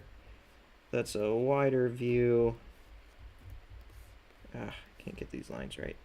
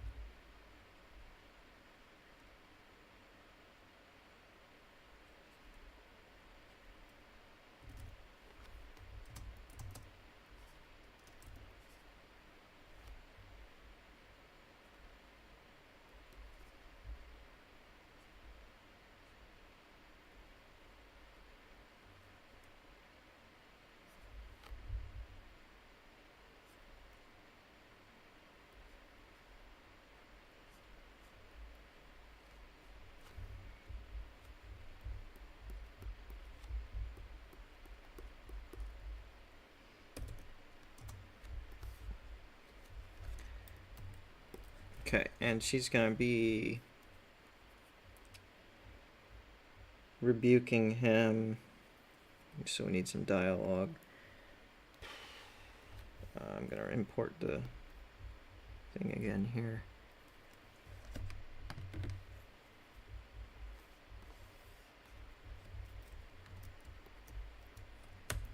I'm sure there's a better way to do this with like some kind of asset library.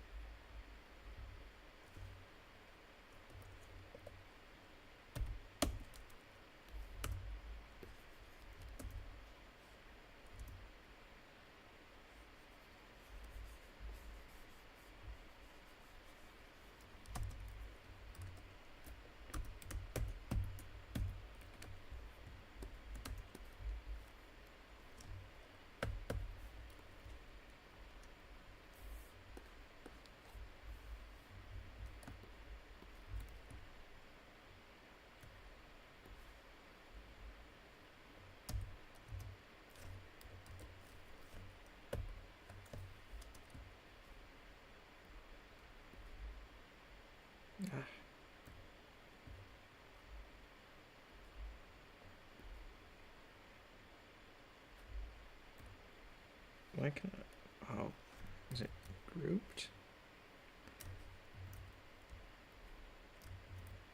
Ah, that explains it.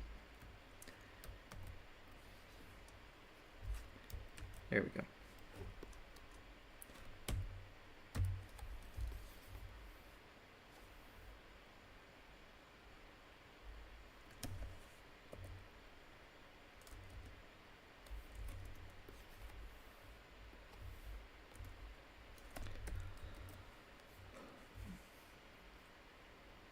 Heartwarming, huh? The last shot is the creature cooking the boy's heart over a fire. Not literally cardiac muscle warming.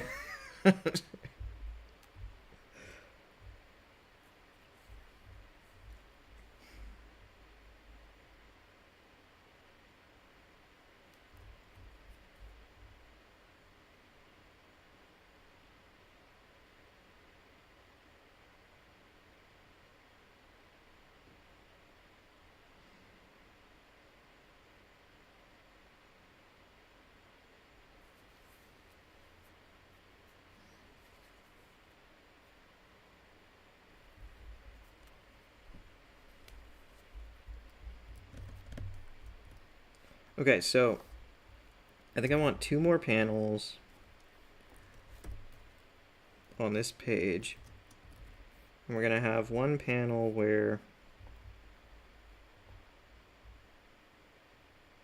the creature is going to be waking up.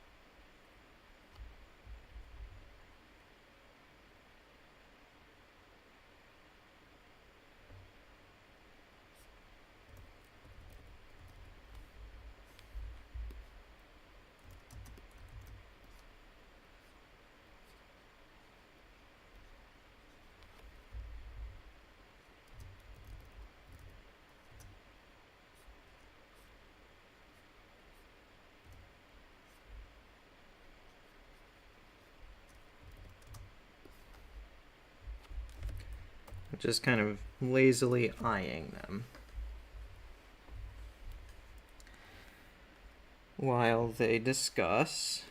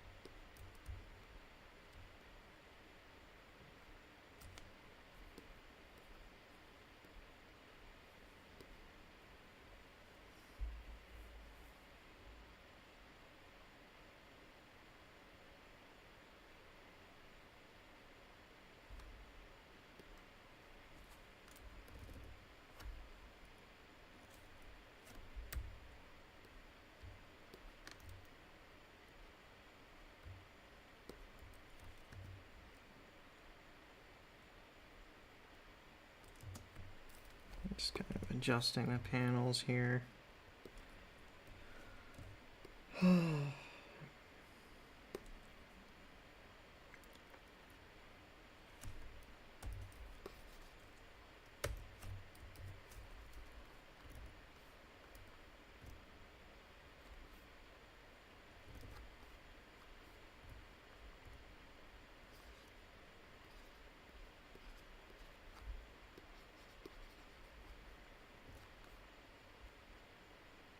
And in the last panel, it's raised its head here.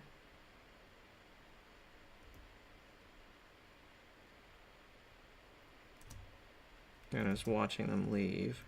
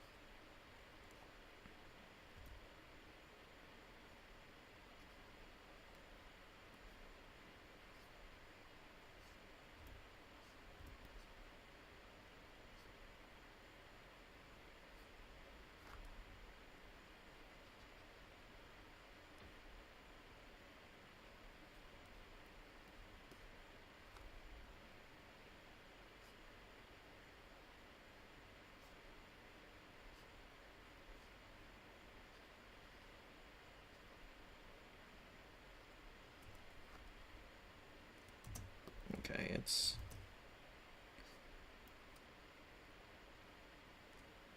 Should still look like it's somewhat lounging, I think.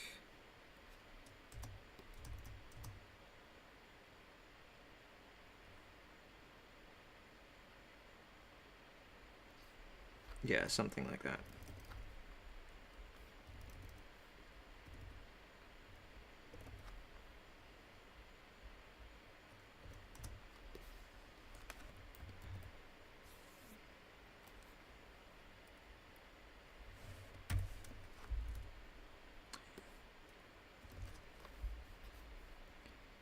And this should be...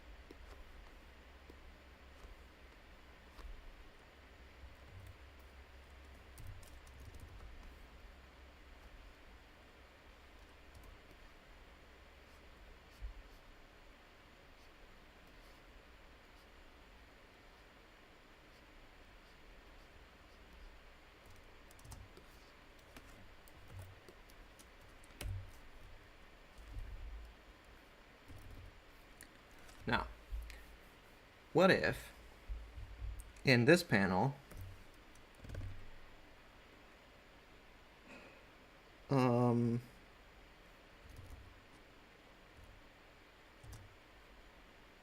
we have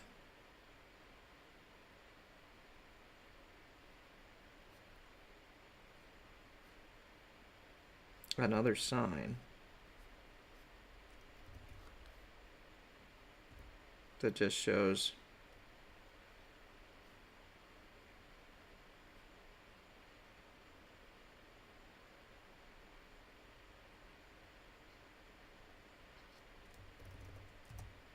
something like that. Just right there in the shot.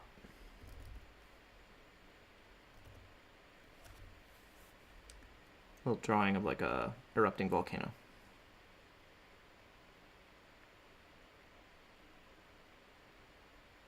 A little bit disused.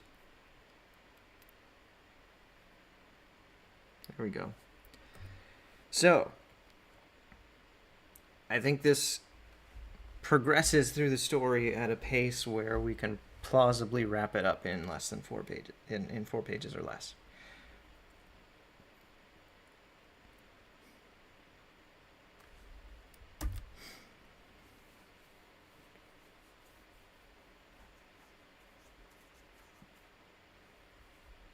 I'm debating whether to put like a indication of alertness or concern on the salamander's face in the last panel here. Is that too obvious? Or is it just right for the tiny little story that we're talking about here? Also, in this panel, I call it a great salamander.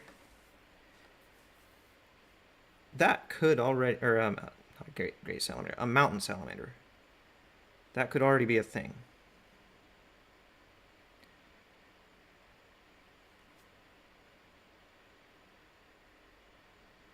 Okay, there's a cheat mountain salamander.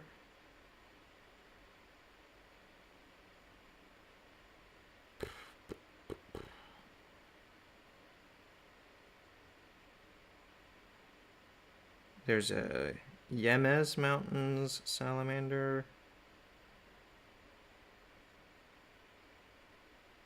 Petite mountain salamander, larch mountain salamander.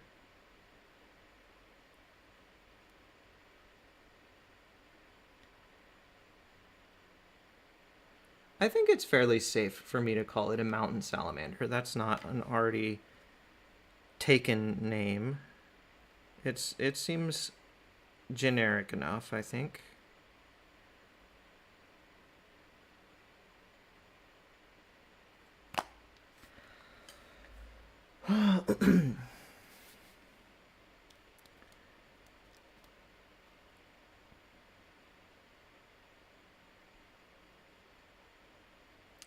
I've been streaming now for 2.25 hours. How many viewers do I still have?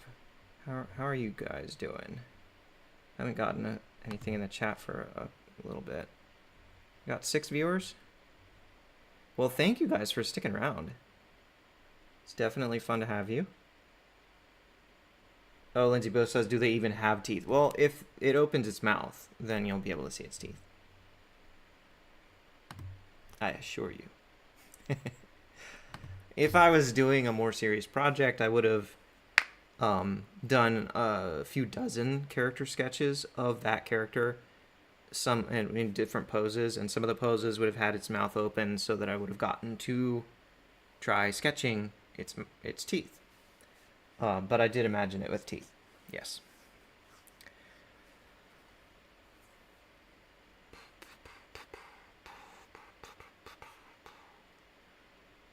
I want to see these side by side. Let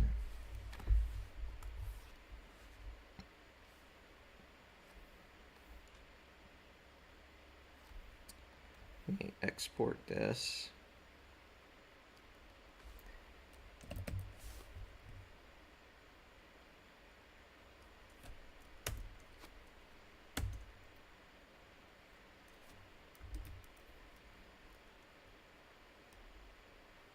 Open recent, page 1 draft. Not up there. Export this as well.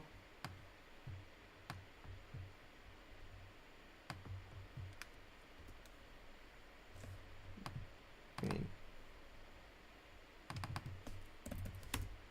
300 DPI.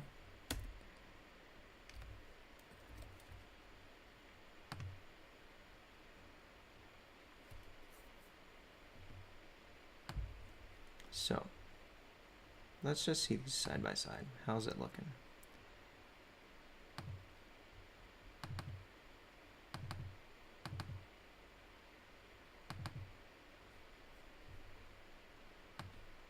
Can I have more than one window open in this app at the same time?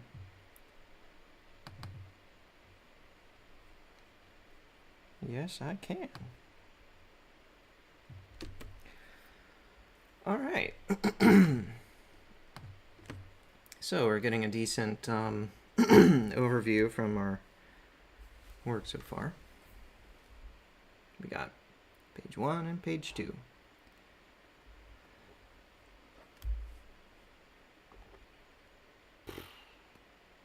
Lindsay Bo says, most species of salamander have small teeth in both their upper and lower jaws. That is good to know.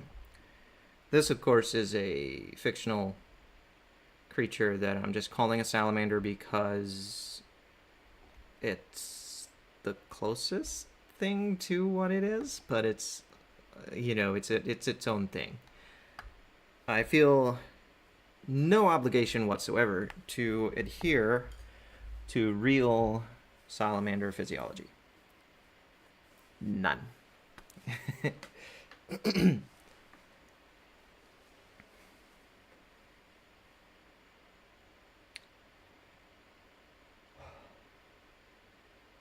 Just taking a breather. Been at this for over 2 hours. Like I said, I'm getting old and been stressed and tired.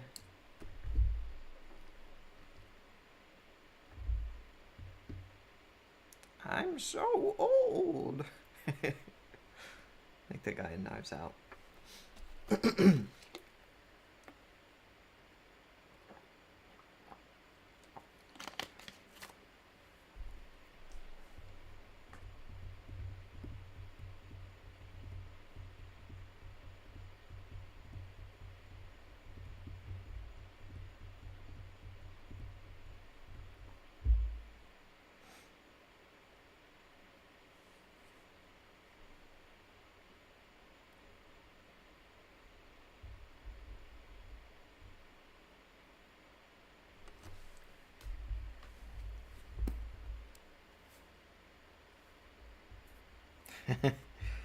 I may have just noticed a plot hole. In panel 1, we have the boy saying, "Mom, it's been hours. When will we set up camp?" And they're headed into a region where there's apparently an active volcano. What idiots would camp near an active volcano? Sure, like tourists might pick times when the volcanoes are not erupting to go visit the volcano. But I feel like it's a lot less likely that they would actually camp there. Maybe instead, I should change that in panel 1 to say, "Mom, it's been hours. When will we get there?" And that way,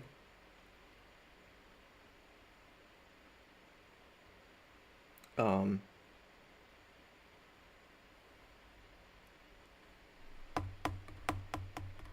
then why are they carrying these big backpacks on them?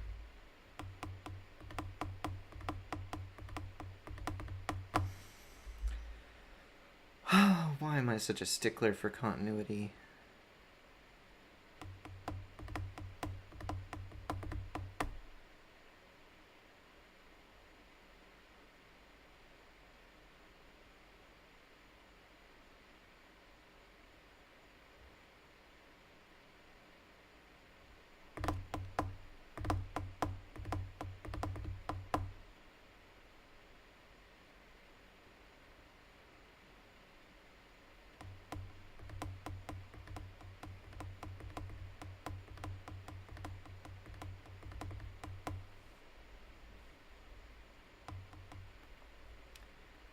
Maybe you guys could help.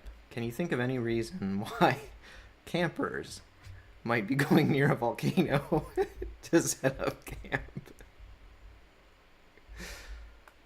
Any plausible or rational reason? I suppose we could say that the volcano is dormant and this is its first eruption in some long amount of time that would have made people feel safe camping near it. But then again, in panel 1, I do show a trail of smoke coming from it. Well, Levi says because it's beautiful. I mean, yeah, valid. But is that something people do? Like, I feel like I need to ask ChatGPT. Do people camp near volcanoes that might actively be outputting smoke? Ever. Especially a mom and her, we'll say, 10-year-old son.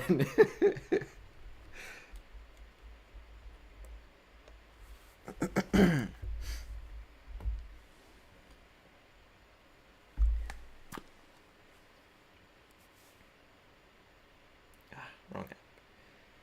Okay. Do people ever go camping near active volcanoes? Oh, I know. Do tourists ever go camping near active volcanoes?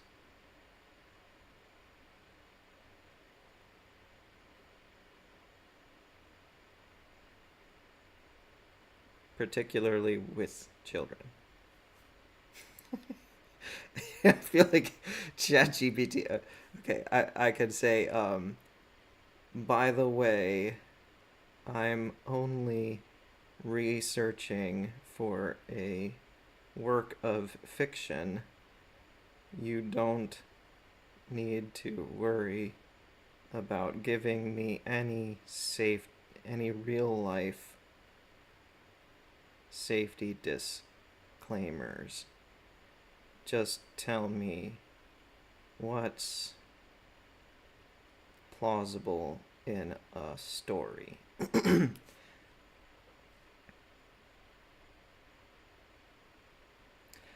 Well, It says, yes, tourists absolutely do go camping near active volcanoes, and in many cases they bring children too. It's not just plausible in fiction, it happens in real life, though often in managed or semi managed ways. For your story, here are some examples and ideas that can help anchor your setting and plot. Realistic examples of camping near active volcanoes. Mount Etna in Italy. One of the most active volcanoes in the world, tourists, including families, hike and camp in surrounding areas. The summit zones are off limits during high activity, but campsites and trails on lower slopes are open even during eruptions, as long as they're not directly endangered. I guess so it's about like taking inventory of what type of volcanic activity it is and where any pyroclastic flow or magma tends to go during eruptions. That would be pretty easy to observe, and then if it's like highly consistent between eruptions um, over a long period of time, then I suppose it's plausible to imagine that people might set up campsites or whatever. Dr. Manta says, don't stress, buddy. Most pointless thing you can say to someone who is stressed, I know. Thank you. It's actually about almost completely unrelated things that I'm when I said I'm stressed, I'm talking about in life in general because I'm unemployed and um, it's our like just life circumstances. I wasn't talking about this project. This project is like I'm just tossing something together to see if it works, and I'm having fun right now. So I'm not stressed about this, not really. But thank you. I really appreciate the words of encouragement. Mount Fuji in Japan, technically active, though last erupted in the 18th century. Wow. That's crazy to think about. Dr. Manta says, what if the volcano is just smoking and not erupting yet? Well, that's what I think that counts as active though. Um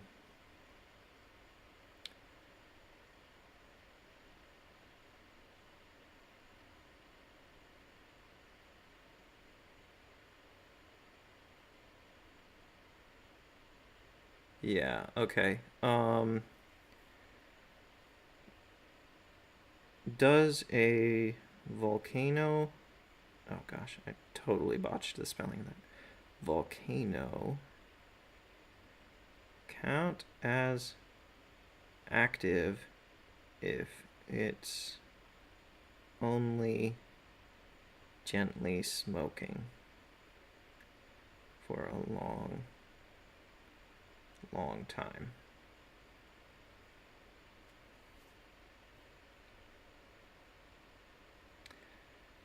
And I think that might be what it's implying about Mount Fuji, for example. It says, yes, a volcano can still be classified as active, even if it's only gently smoking for years or even centuries without erupting explosively. Here's how that works. Yeah, whatever.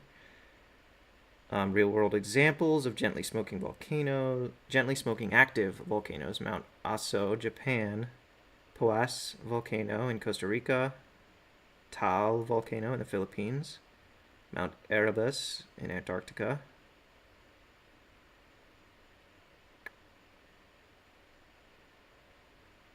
Yeah. Lindsay Bowe says Mount St. Helens surprised a lot of people even though they knew it was coming. Dr. Mantis, maybe they are geologists. Volcanoes can smoke and not explode. Yes, I am aware of that. There was a documentary that Katie and I watched. I think it was on Netflix. Maybe not Netflix, about some tourists getting caught in a volcanic eruption. Was that somewhere in Hawaii? I feel like it wasn't Hawaii. It was someplace else. I don't remember like identifying details, like names of places or anything. It was a few years ago. Um,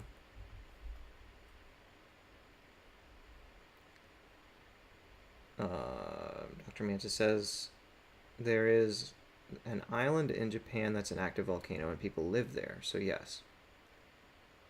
Yeah. Okay. So maybe I don't need to change anything then. Maybe I was just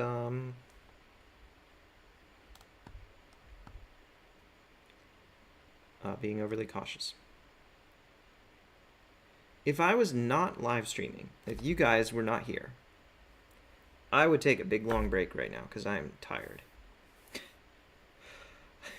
So you're helping to motivate me.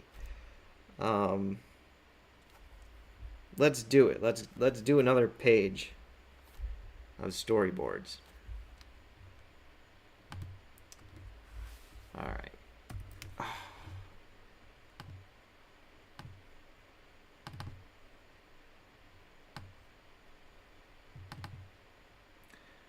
I wish I could do this with my graphic novel, because having people to talk to and interact with while I'm doing that work would really help encourage me to do that too. But that is a much more important project with a much bigger story. And I don't want to publish spoilers. That's the thing. So, anyway, I guess maybe that could be like a member benefit that I could put on my channel someday. Like live streams where you get sneak peeks of my work on Ithalica. That would be interesting. Maybe.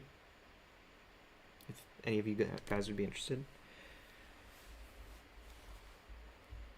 So, page 3.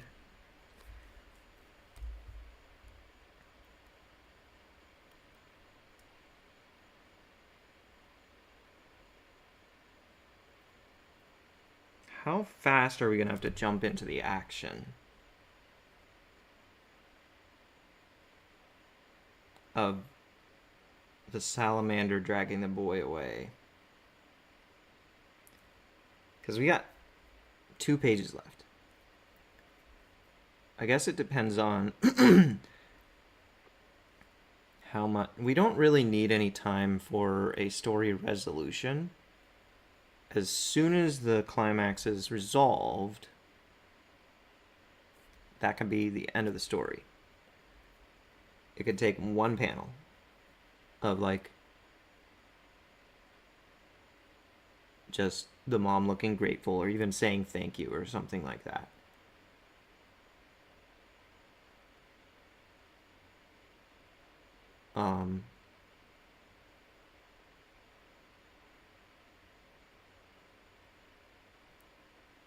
I kind of work backward from the end.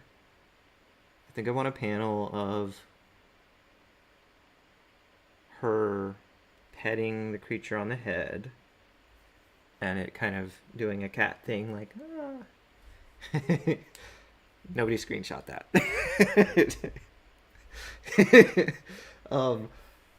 That's what I'm picturing for the last panel.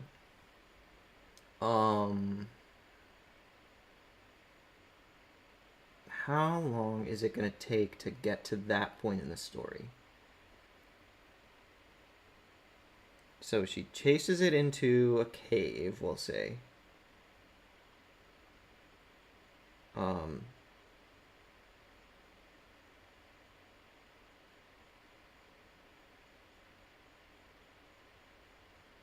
Where thank you, Calder.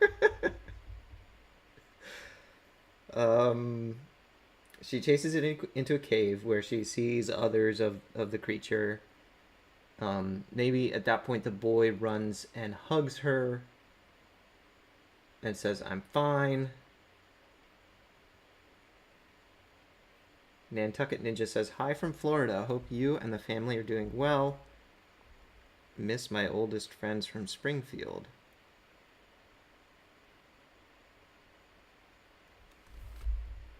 Wait. Calder says, just kidding. Wait a minute.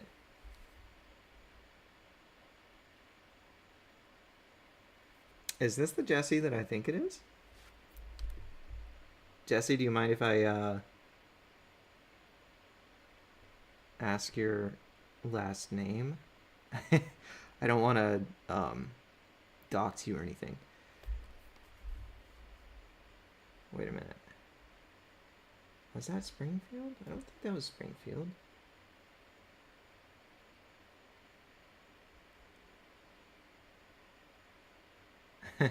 Well, anyway, whoever you are, welcome to my stream. Thank you. Trying to write a graphic novel here.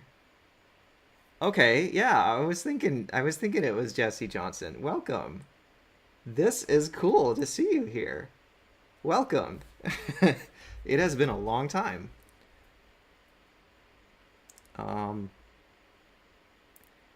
I think you and my brother hung out a lot more than you and I did.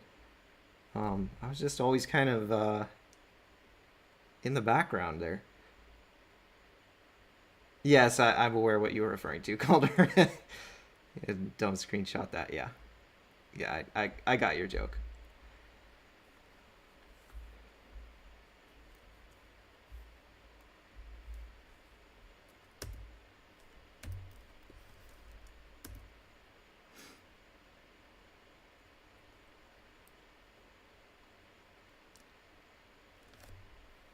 Yeah, Jesse here has been a friend of my family's for what, 30 years? That's almost my entire life. It's been a long time. All right, so yeah, so what we're doing here for anybody new, possibly including Jesse, well, I have a potential freelance client who asked for manga work, but I don't have a lot of manga work. I sent them some samples of what I had, and they were like, "Well, this isn't quite right. Do you have anything closer?" And I was kind of like, "Hold that thought." And now I'm making samples to show them to get the potential freelance job. The idea is manga style. That's the only parameter they really set on it. They said you can just write whatever story you want. It just has to be a complete narrative, and it has to be up to 4 pages. So that's what I've been working on. I probably put into this like way more thought than it deserves already, but it's fun, and it was an opportunity to put content on my YouTube channel. So, and it's obviously already created some fun interactions here. So, thank you all for being here.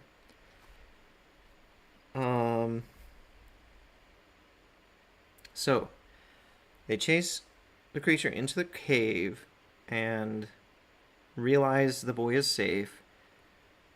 They turn around and see a pyroclastic flow destroying the trees that they just ran out of. But they're safe because they're in the cave.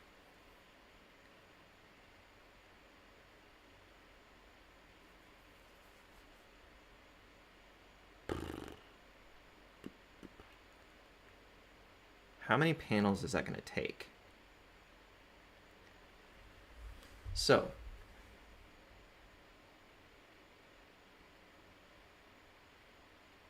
one where they enter the cave with the boy saying, "I'm fine." And then one where they're turning around and seeing the lava or pyroclastic flow behind them. And then one where the boy is basically explaining what just happened. Like, he was trying to save us. Maybe it's just that. Lindsay Boat, but that's his cave.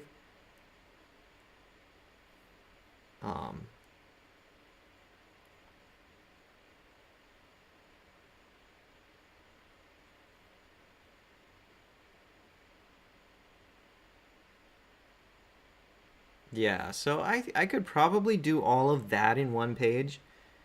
So the action up to that point is going to basically be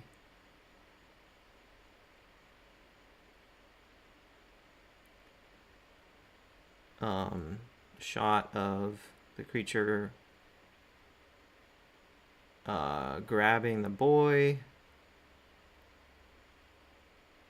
shot of the mother chasing them,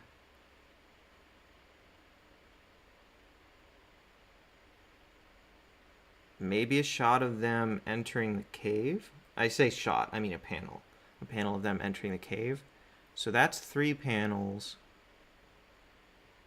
How much room do I have on page 3 before that action starts? How much setup do I need for that?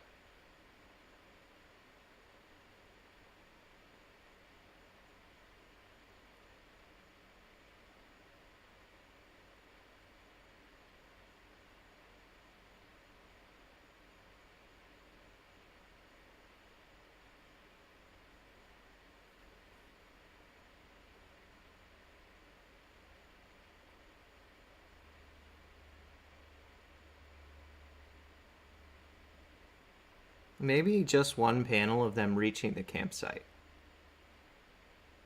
Saying, we're finally here now. And you can see, like, the volcano.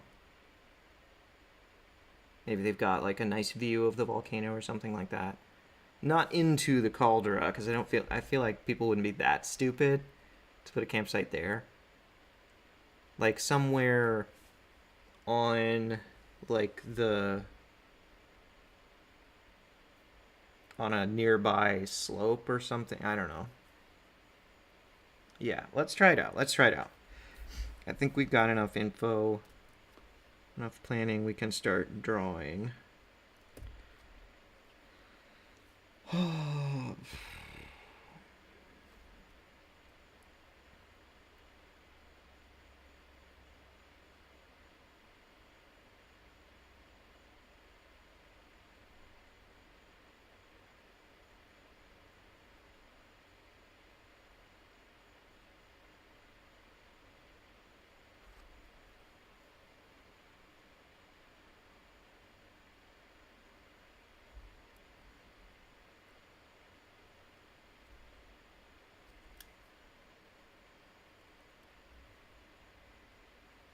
This might be a stupid question, but I have never gone camping.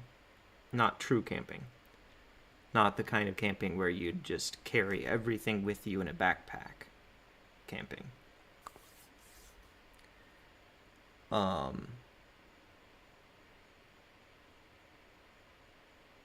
What would be there at a campsite? Just maybe a circle of stones and a fire pit?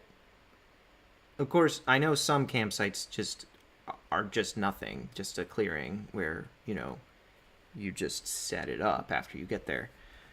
But if it's some type of pre-established or pre-designated spot, okay, what might be located at a typical designated site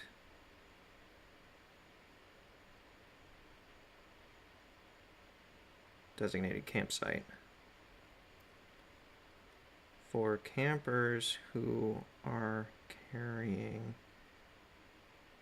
everything with them in backpacks to set up tents, a fire, etc.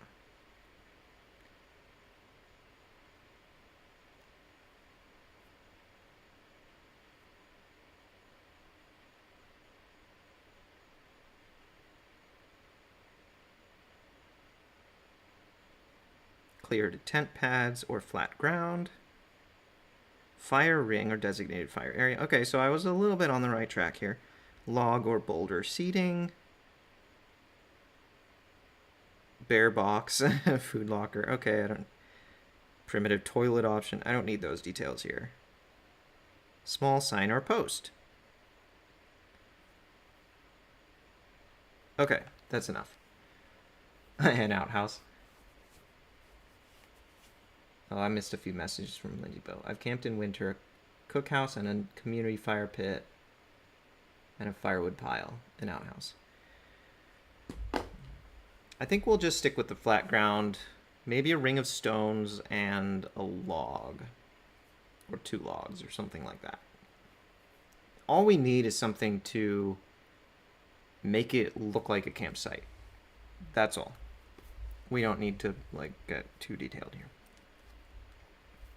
So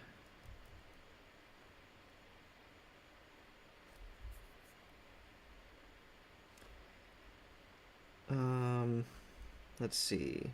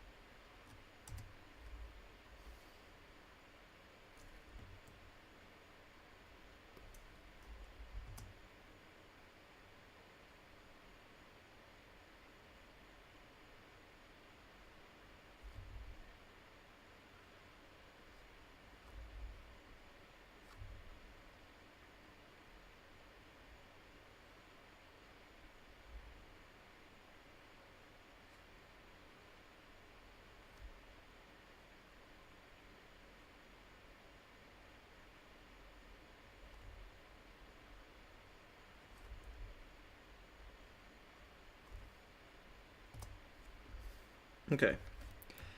That's probably enough scenery. Give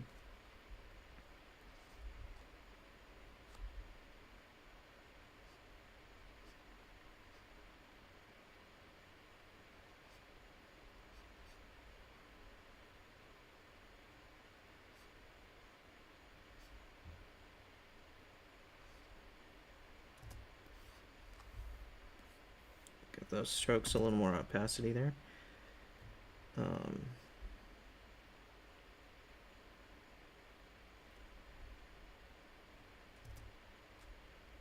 This character is too large.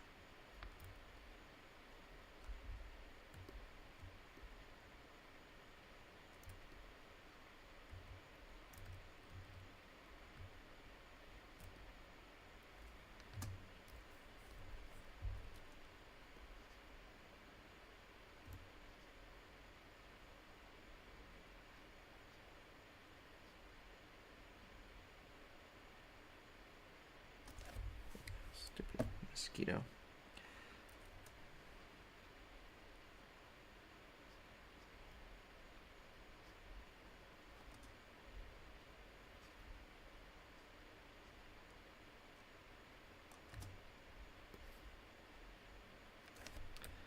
Okay.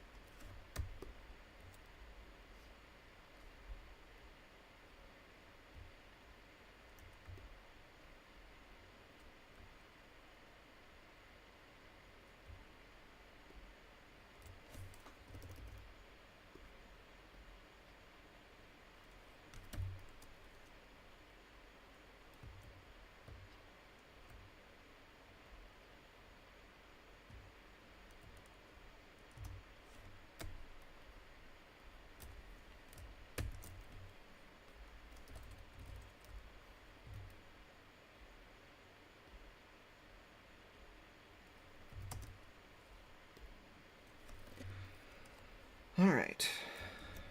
That's a start for page 3 here. I don't know why it keeps doing that.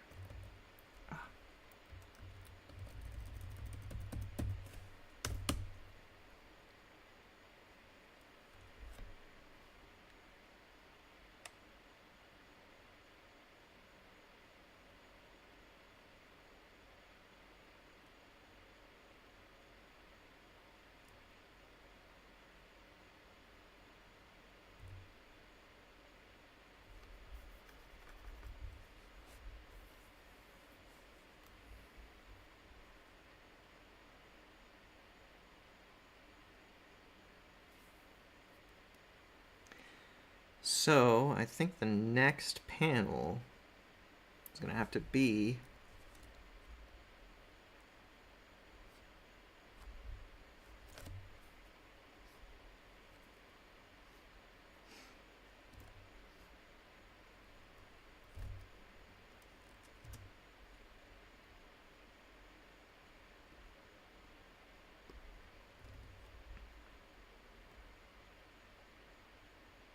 the creature grabbing the kid. However, I have set myself up poorly here because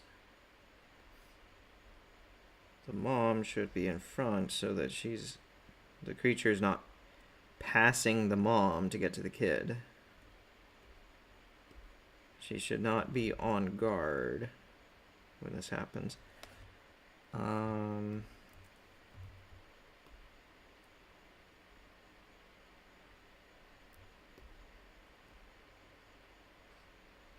Shoot.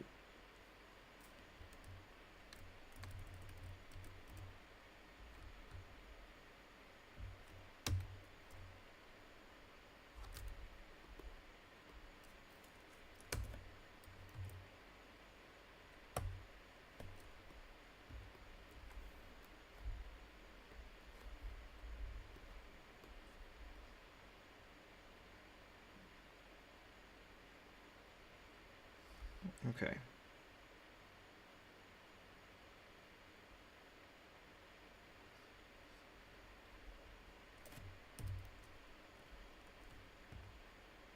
I don't want the word balloon to block the scenery too much.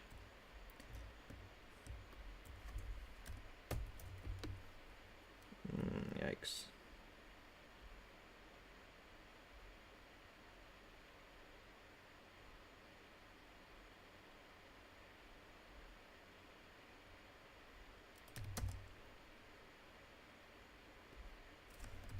Whatever. Good enough.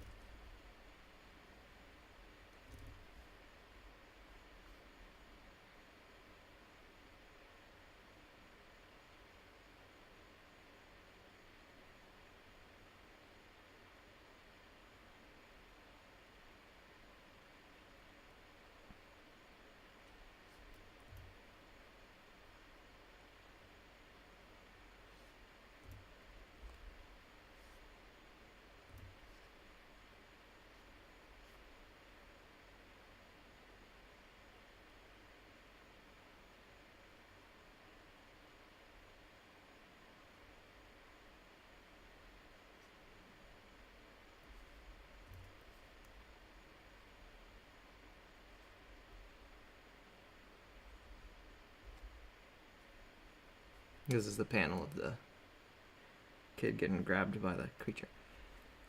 CK, welcome. So I am trying to draw a manga, basically, like a 4-page manga. I've never done this before. It's a sample of work that I'm going to give to a potential freelance client. So they specifically said that they wanted manga style and that they wanted up to 4 pages. It had to be a complete story. But it could be any kind of story I wanted. So spent some time brainstorming and writing the story. I have 2 pages drafted, like storyboarded. I'm working on the 3rd page.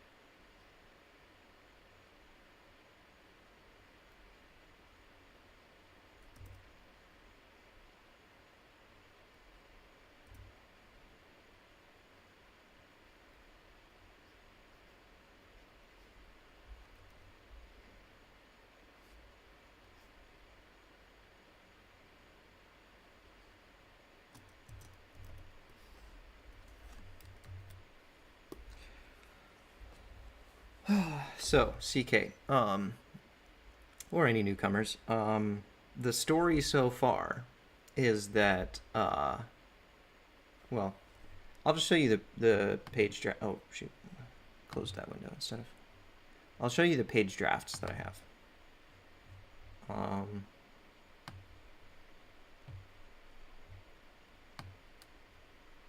Here's page 1. And there's page 2. So, we got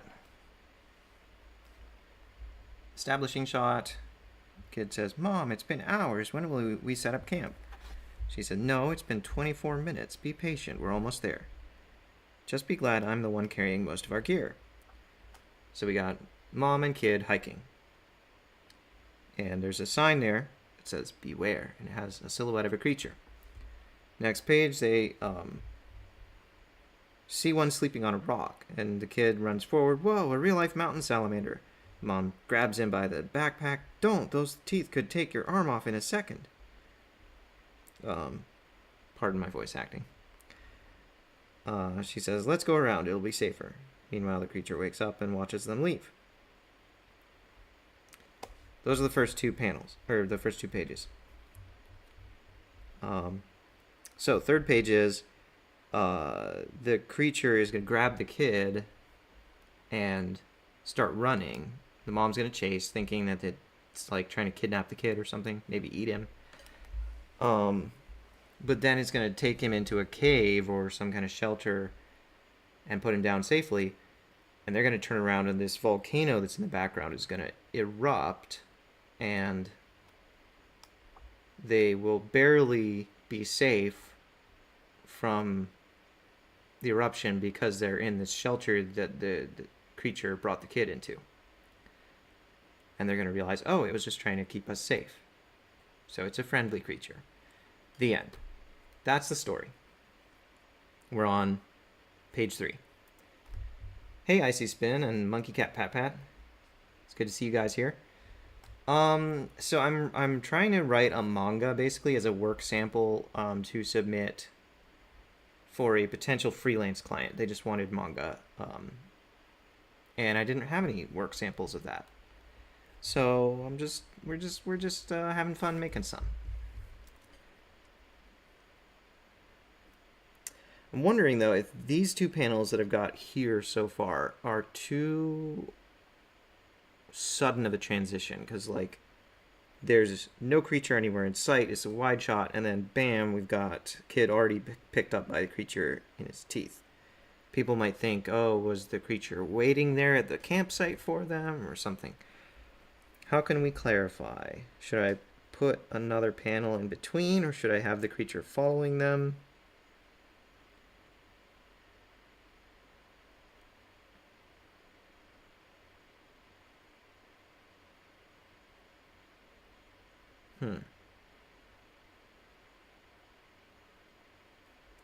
Maybe I should just redraw this panel entirely.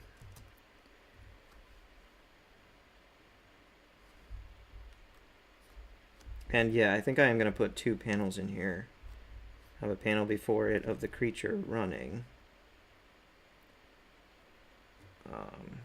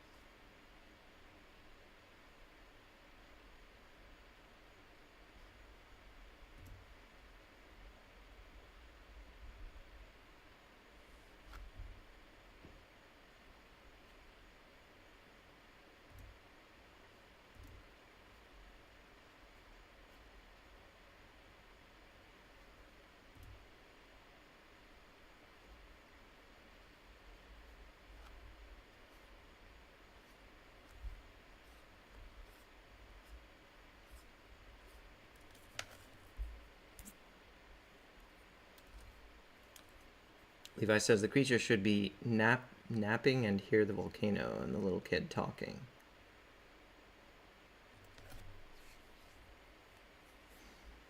I don't know. I don't think we need to get in the creature's head too much.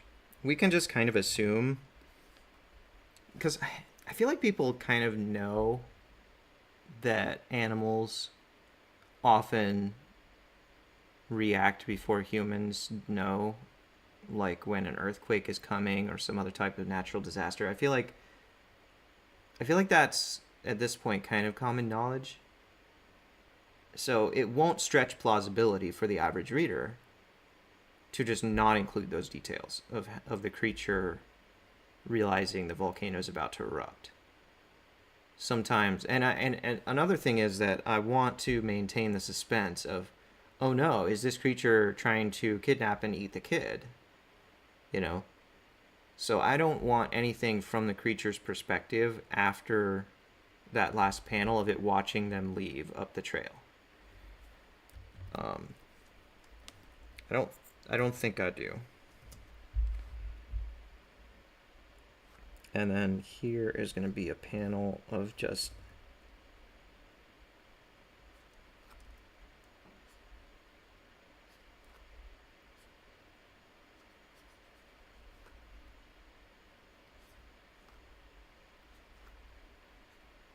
it will be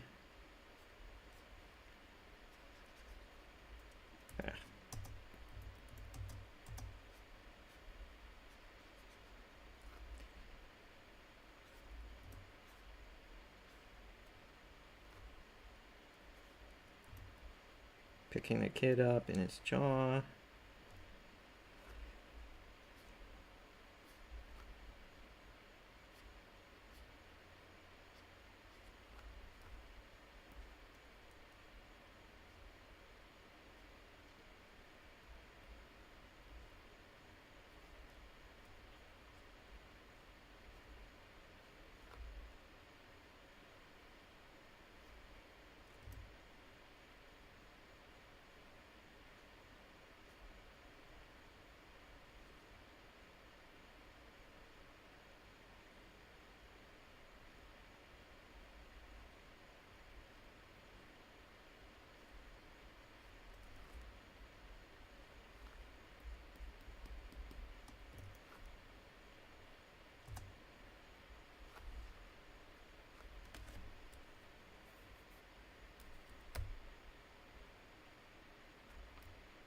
Oops, missed a stroke.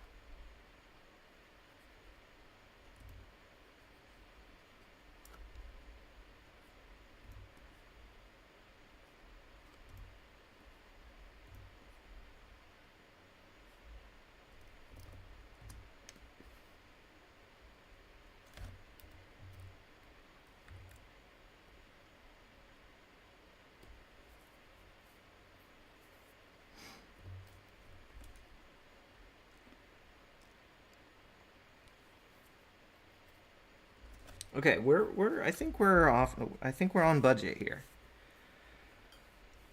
There's room for 2 more panels, and we only need 2 more panels on this page.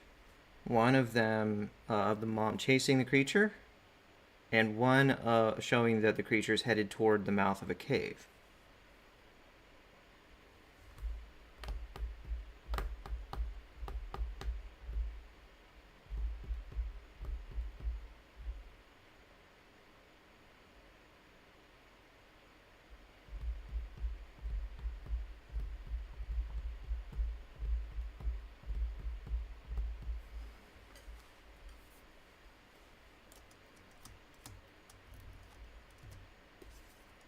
Although at this point, I think any normal mother in this situation, thinking that their child is literally about to be eaten by a giant creature, would be screaming the child's name. I can't think of any other realistic thing for a mother in that situation to be screaming. It would definitely be the child's name. So that means I probably have to name the kid.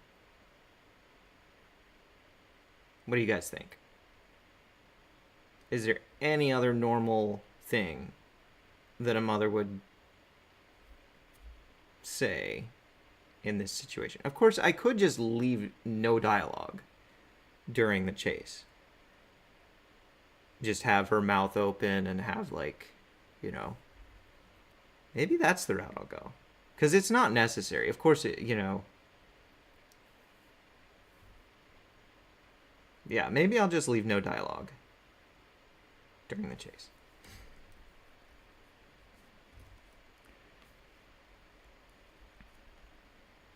So, posture of the creature.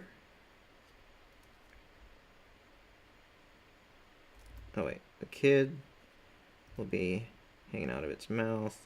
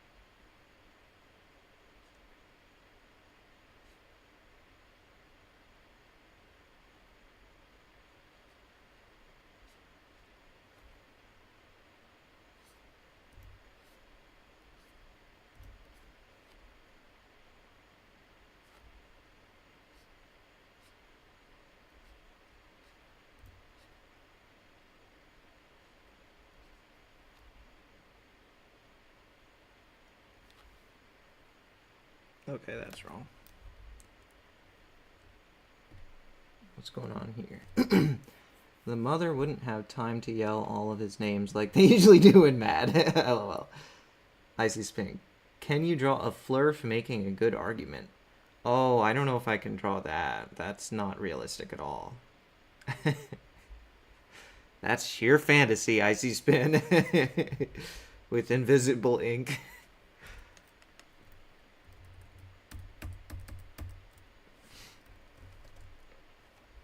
Katie might be able to make a meme. Hint, hint.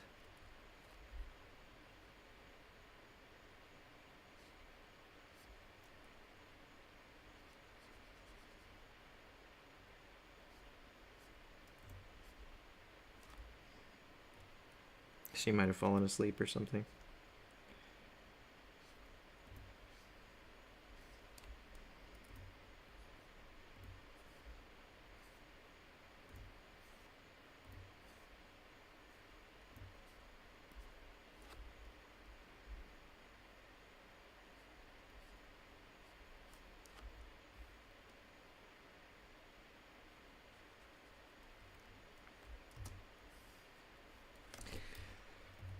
Okay.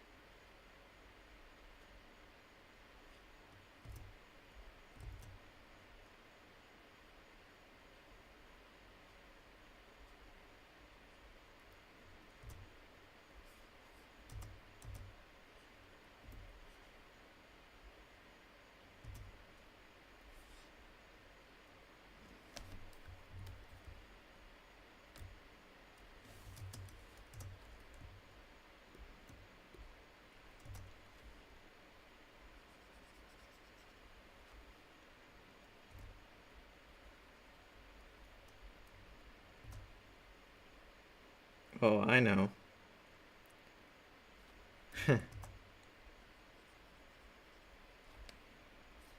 Once I finish this panel, I got another idea.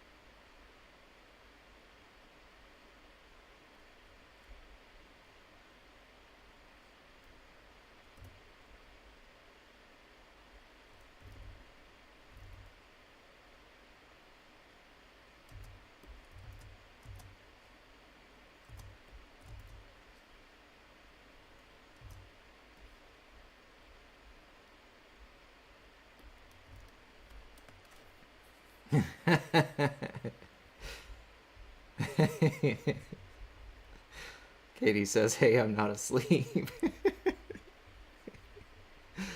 It wasn't an insult, Katie. You're allowed to sleep if you want. It is something that sometimes, like, on occasion, you do, just like any normal human. So I wasn't trying to imply anything.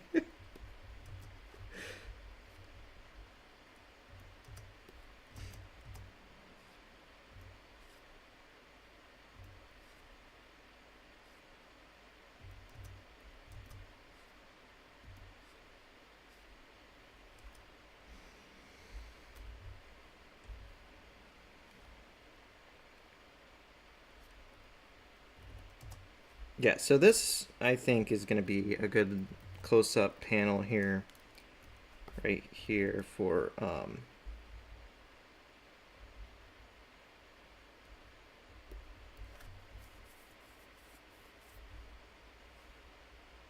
I don't want to sleep. Your mom wants to sleep.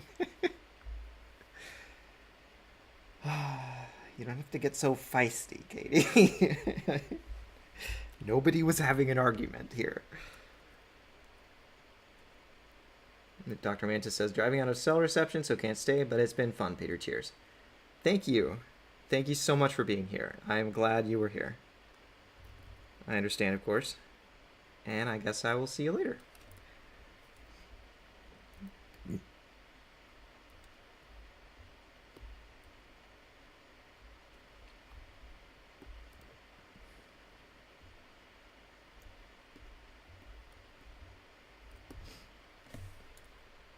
I hope you were using like Siri or something to chat in the live chat so that you weren't typing while driving. That seems dangerous.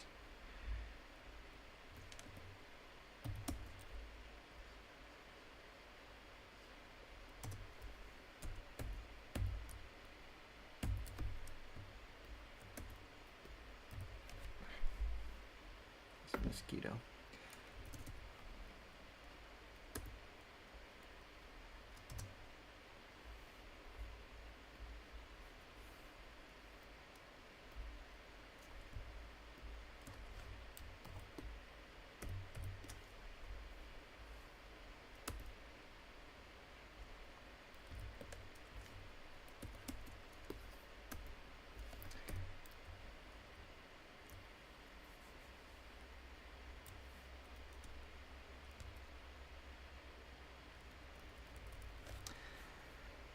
I feel like there's a little bit of wasted space though on the left and right sides of this panel.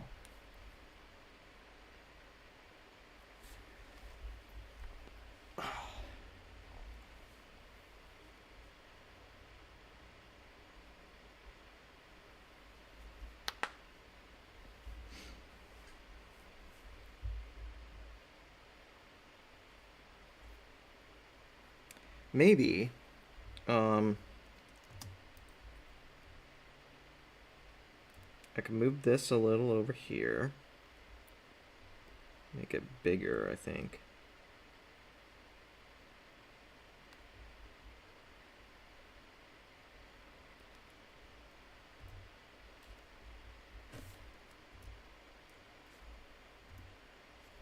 Make it kind of a hexagonal.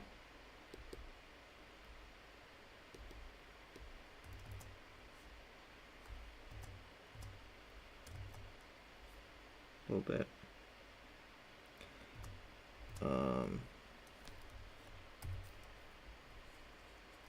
Yeah.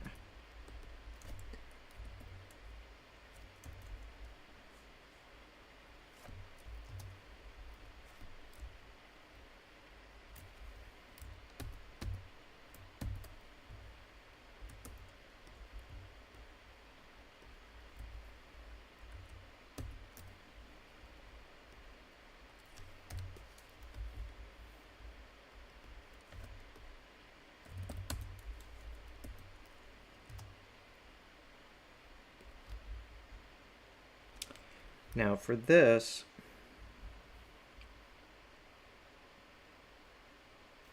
I would have to draw this differently. So I'll move that to the side. I know I just spent several minutes on that, but this is the storyboarding phase. This is what it's for.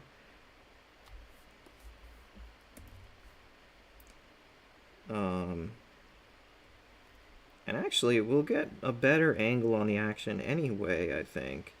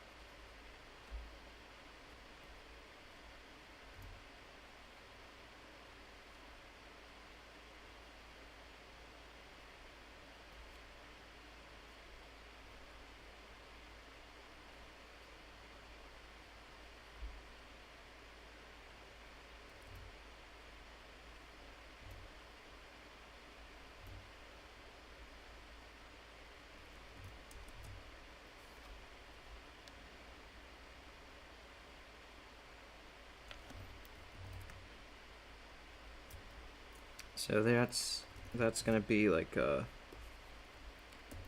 little bit of a close-up. Um,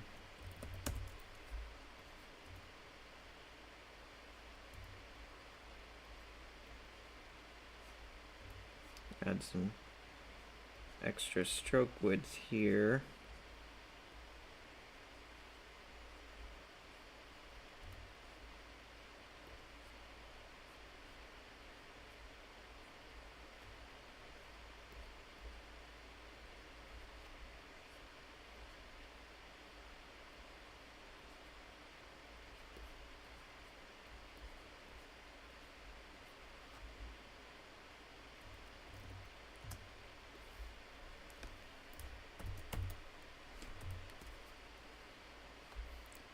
And for these strokes, we're going to put it at a lower opacity. And have the mom in the background chasing.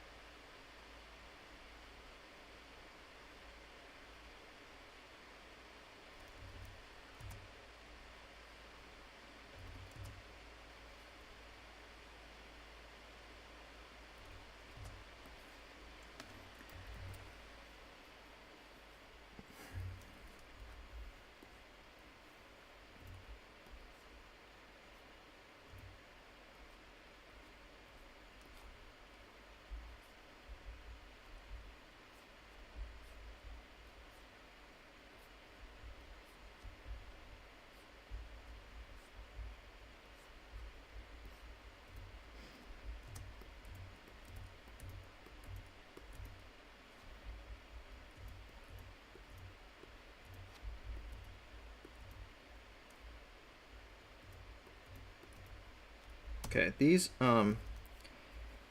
when you've got motion lines like on this panel, and this panel it's simple because it's horizontal motion, right? Just totally perpendicular to the viewing direction of the camera, so it's just flat, right? You can treat it as 2D motion.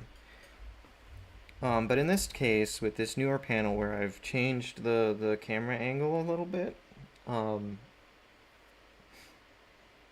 so as to change the shape of the action to better fit it in the panel space, and also provide a little bit more of a dynamic, like close up and of one of the characters' faces, a better angle on both characters. Lots of reasons to change that camera angle, but the result is we now have to consider 3D space with the motion. So the vanishing point, there's this. It's kind of going to be like a tunnel of motion lines, right?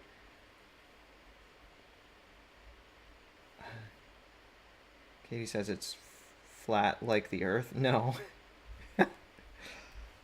Yeah, it's kind of like going to be like a tunnel of motion lines, and that tunnel is going to have a vanishing point somewhere behind this character, like about there. Which means that all the lines are going to radiate outward from that point.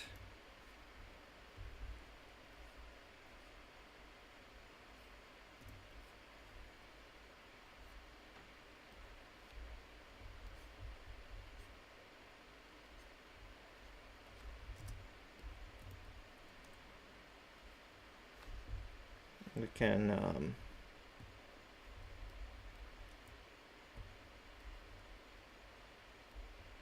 Do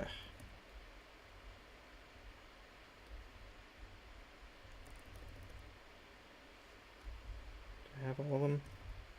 Yeah.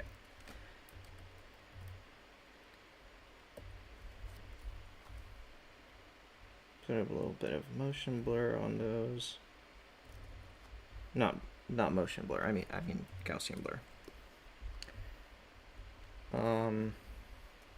And we need some opacity to the foreground layers here.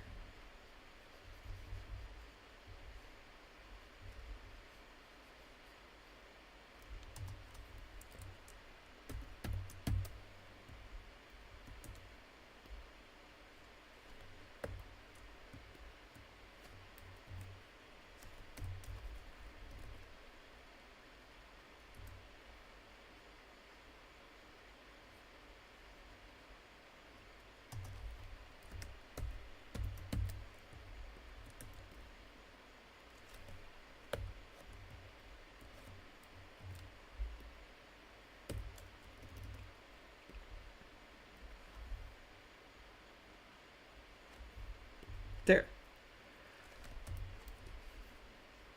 Put the settings back here.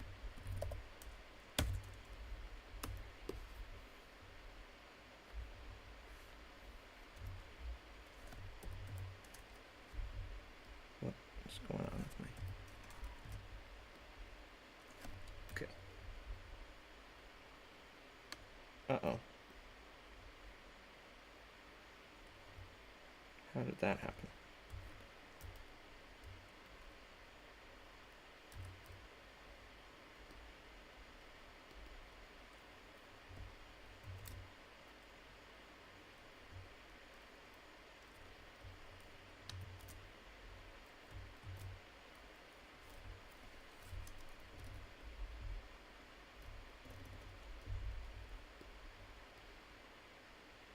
Yeah, there we go. So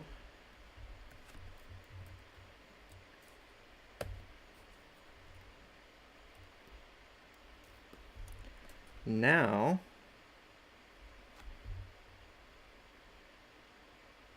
we have room in the corner here for one last panel where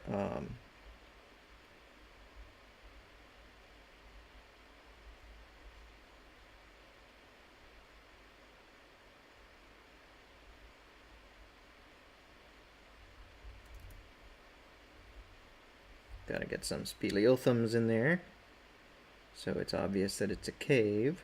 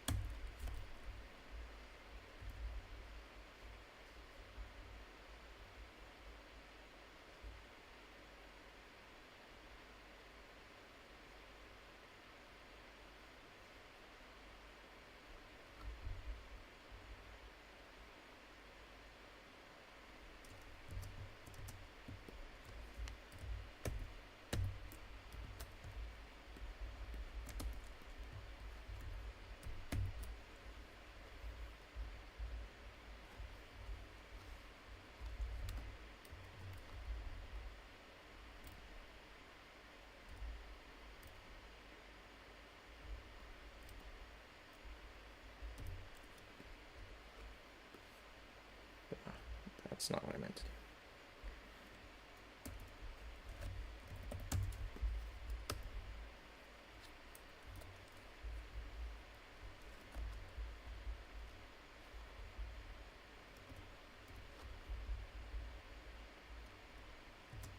Maybe that panel shape is not serving me the best it could serve me. There we go.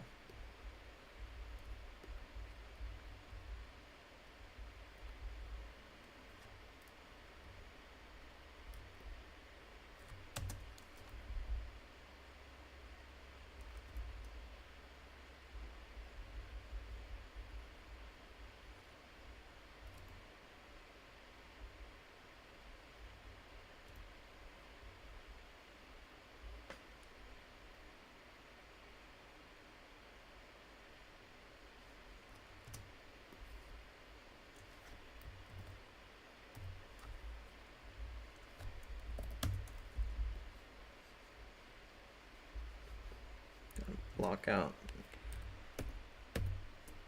seepage from the other panel. Oh no.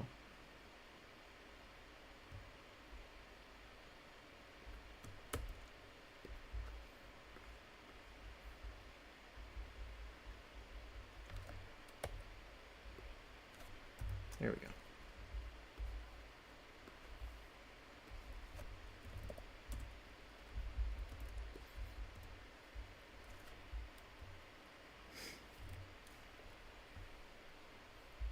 Okay, almost done with page 3 here.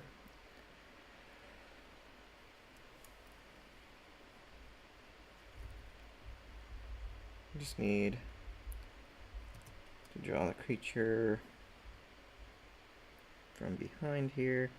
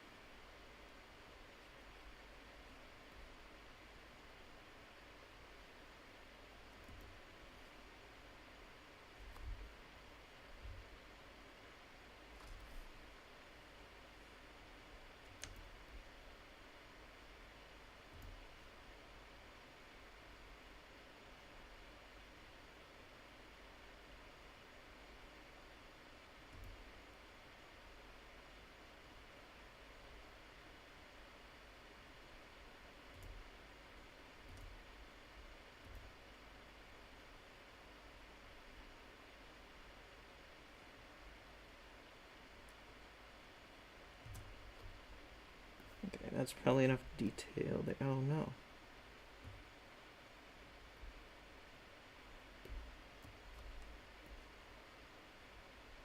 Okay, that wasn't too hard to separate. I had strokes in there that I didn't realize were not grouped.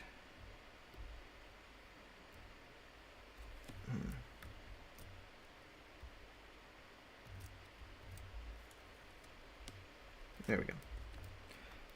All right, so let's scale that down.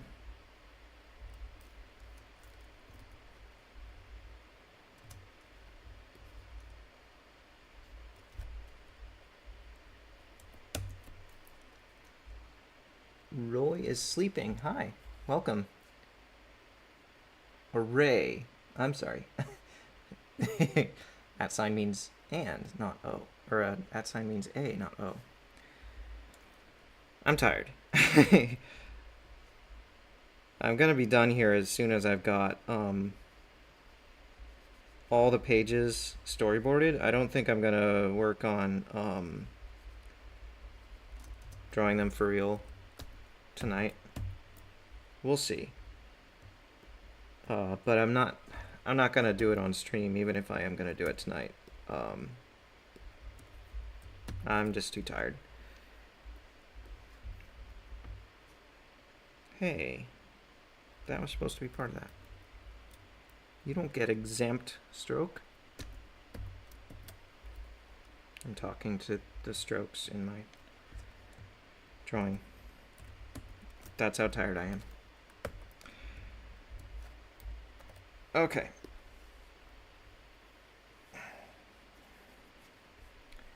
That is still not that clear. Hold on.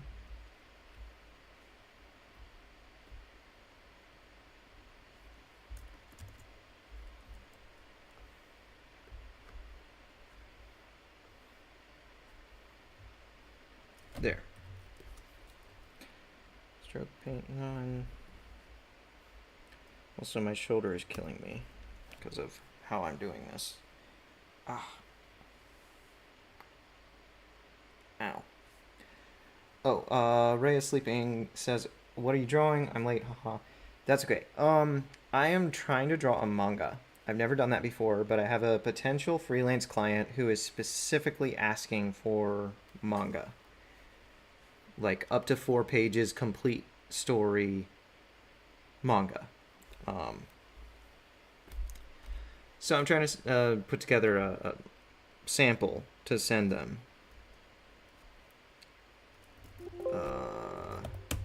To show that I can do that.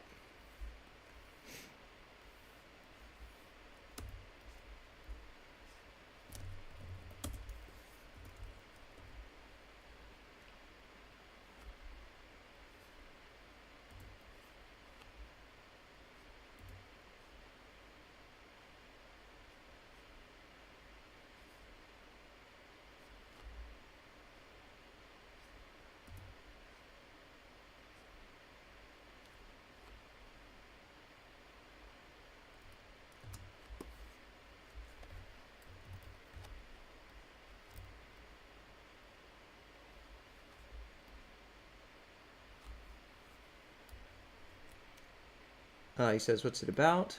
I'm also a fan of anime and manga.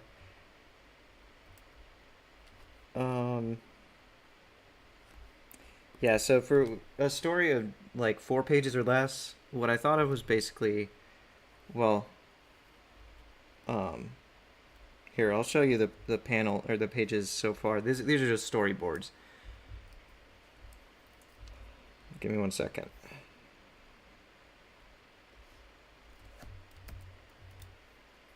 Okay. Yeah, that's a good page.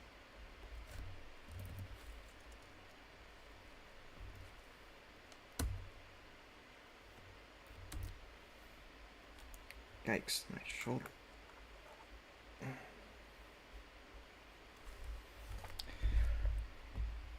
Okay. So.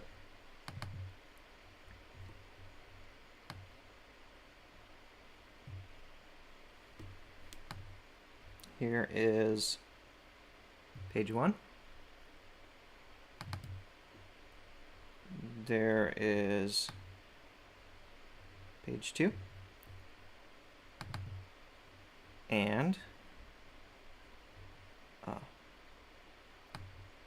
that is page 3. Oops, I did not mean to do that. There. Shoot, I can't. Ugh. I'm trying to make it so you can see all of them at once. There we go. Can you see that? Oh, my head's in the way now. Yeah, so, first page we got,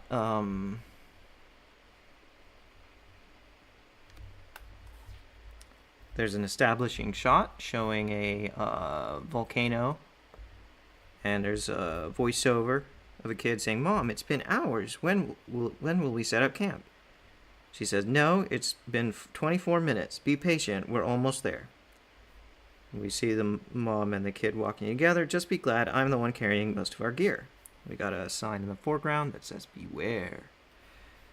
And then we have a creature sleeping on a rock. The kid runs forward. "Whoa, a real-life mountain salamander." The mom grabs his backpack. "Don't, those teeth could take your arm off in a second." "Let's go around, it'll be safer." The creature watches them go. And then, hooray, we made it. They're at the campsite. The creature runs up, grabs the kid. Mom screams, chases. It's taking him toward a cave. Oh, yeah, my head's in the way again.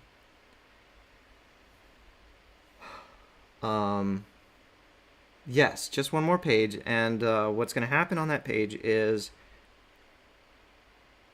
the mom's going to get into the cave and find the kid safe. The creature will have put him down, the kid's safe, and the kid will be like, "It's okay, Mom," and or something. And they turn around, and at the sound of a explosion, and they see outside the cave there's an eruption from the volcano.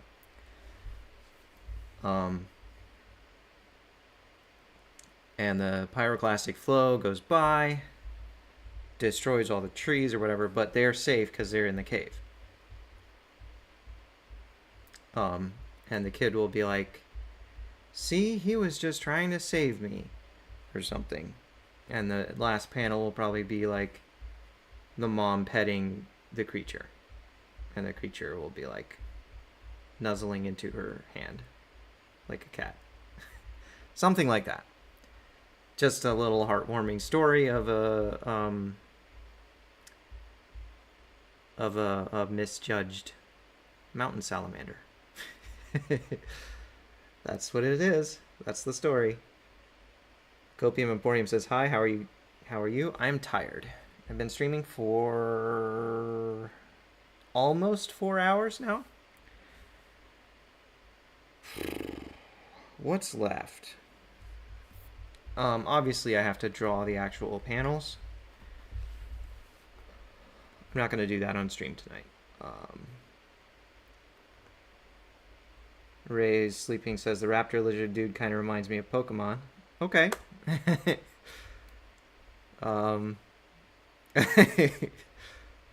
We certainly have had someone else mention that tonight, at least when I pitched the story concept.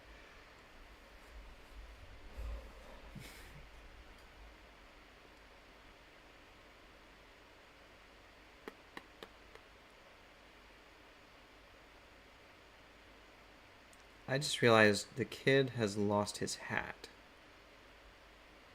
In the first panel, he has a hat. And then after that, it's nowhere. That's okay. These are just storyboards. I can fix that in drawing the actual panels.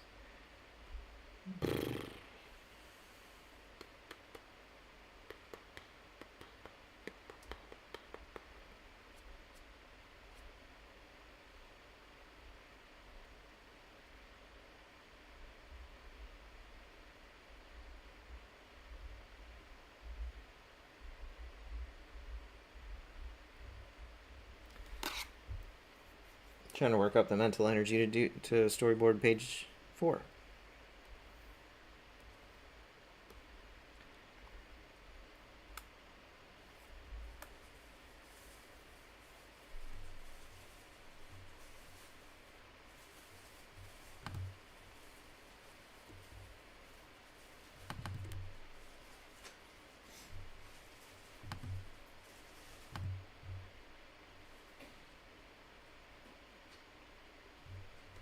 Oops.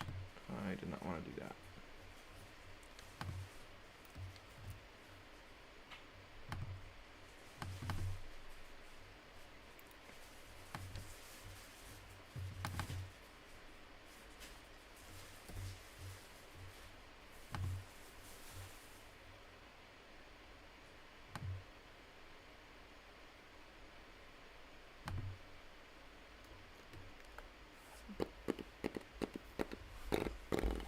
Okay, so I need to think through these panels. What is the essential information to convey in the fewest steps?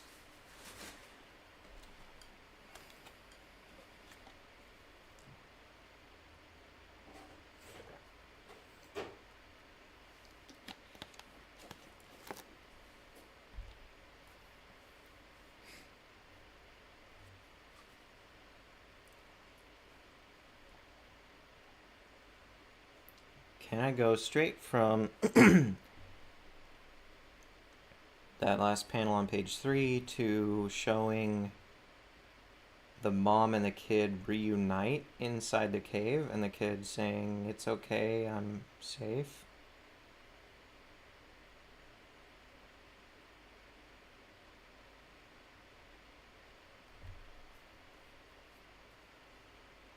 Can I do that? It's a little bit abrupt, but we've got 4 pages to work with, so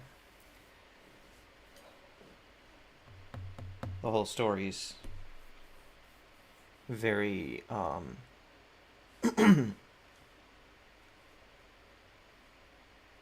very fast paced.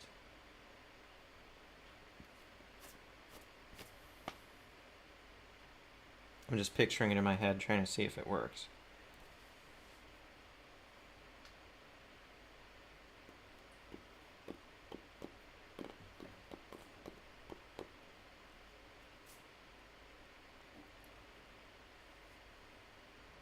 Maybe it could benefit from one small panel of the mom entering the cave rather than just her being outside the cave and then suddenly being in the cave with the kid.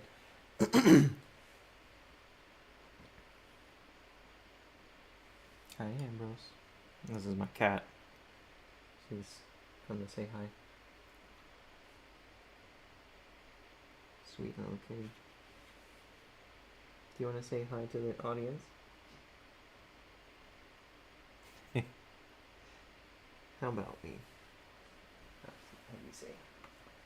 Oh, kitty. Here she is. It's okay, Ambrose.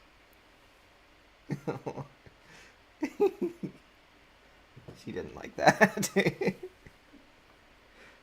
You're fine, Ambrose. She's a rescue kitty. I think we got her, what, 2 years ago? The rescue place named her, and we liked the name, so we kept it. Was it just 1 year ago?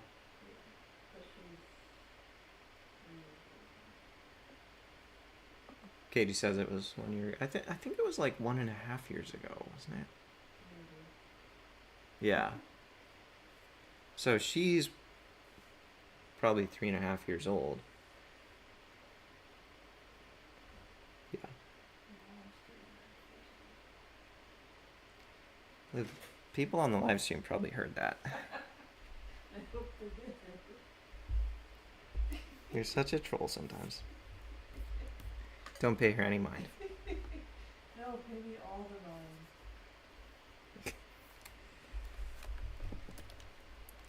All right. I think I can get away. I think we should have one panel of the mom entering the cave and looking surprised.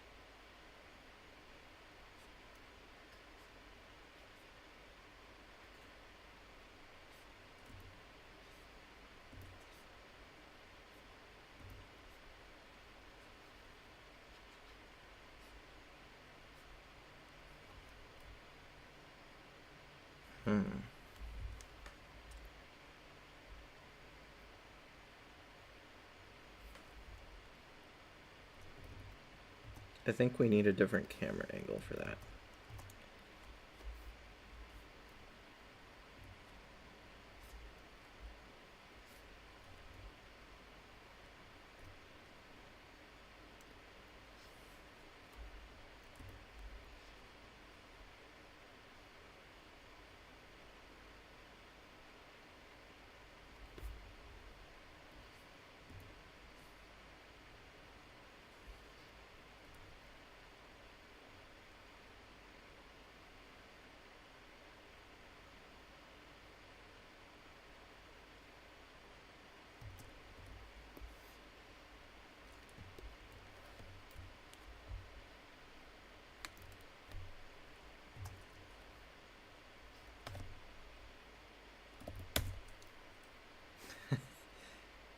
Lindsay Bowe says, "Oh my cat," because they have Ambrose. I bet.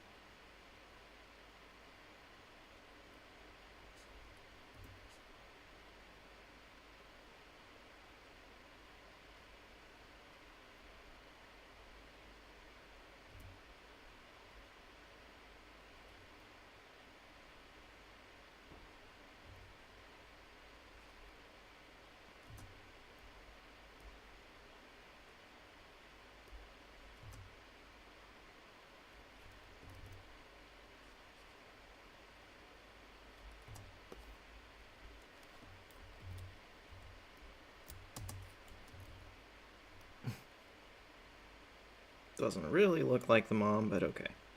It's just a storyboard.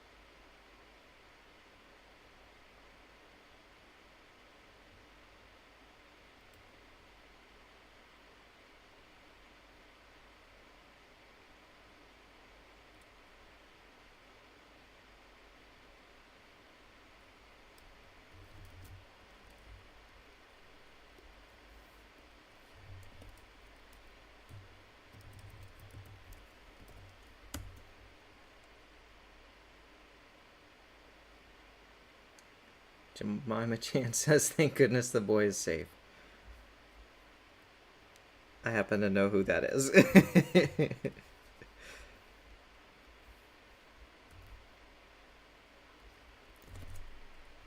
Okay. um,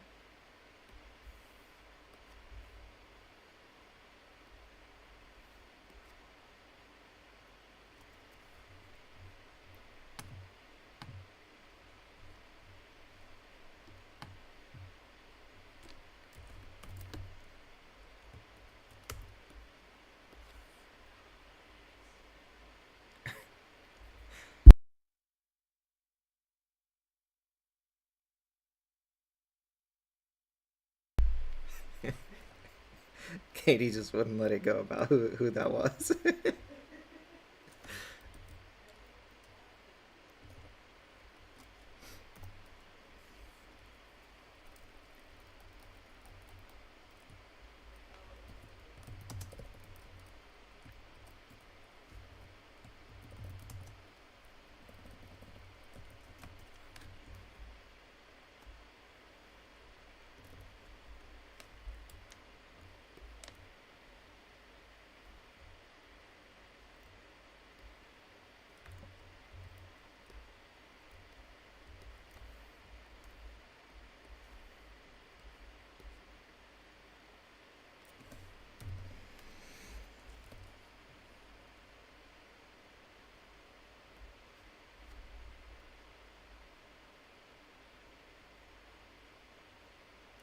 I think we need a clipping mask here.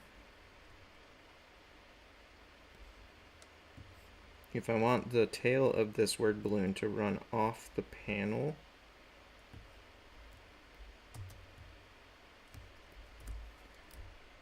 then we're going to have to use a clipping mask.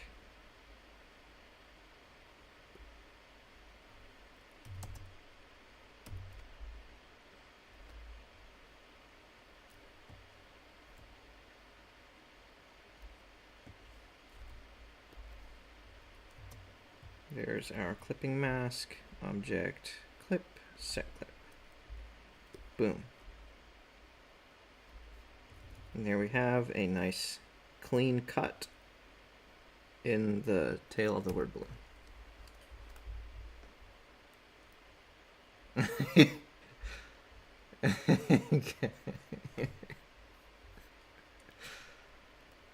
Katie and Jemima Chan there are having some goofy banter.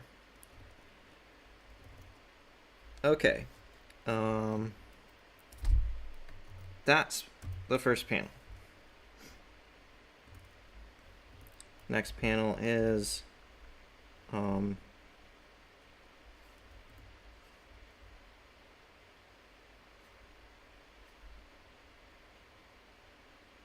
them hugging.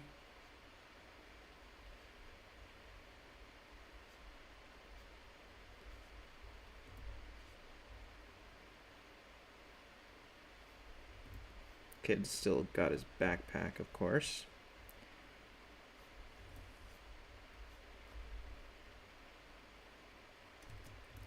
I forgot the kid's arms.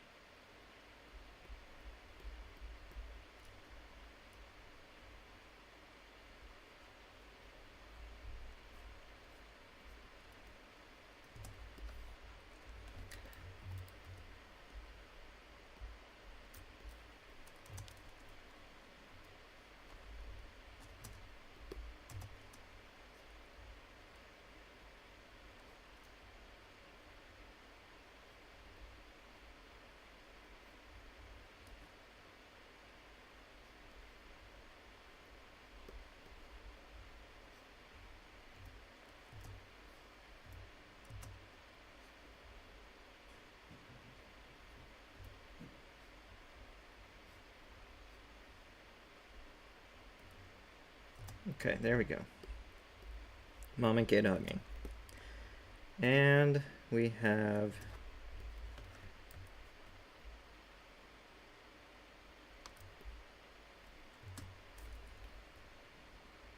the creature over here.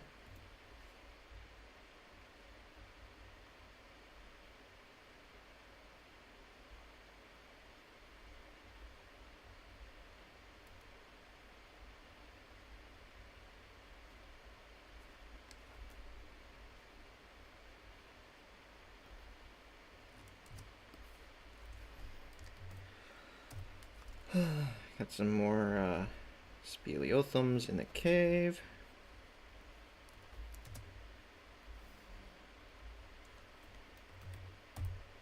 And we need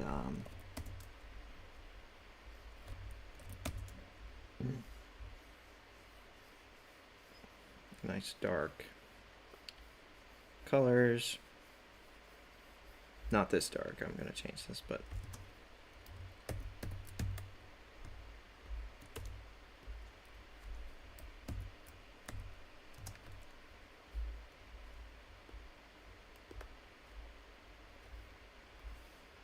there.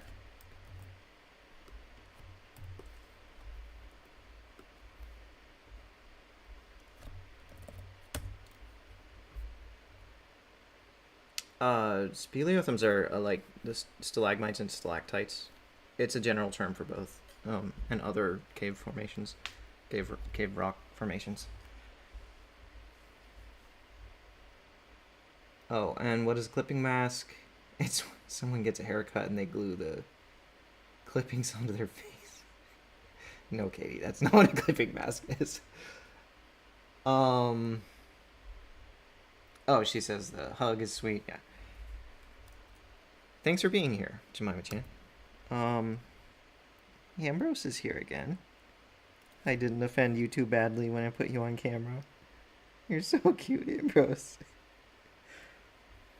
She's the best little kitty.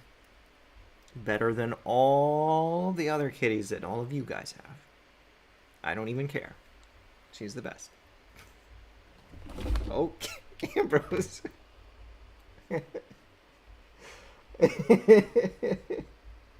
As if to prove a point.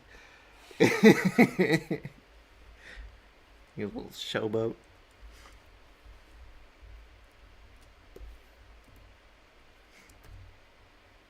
Okay,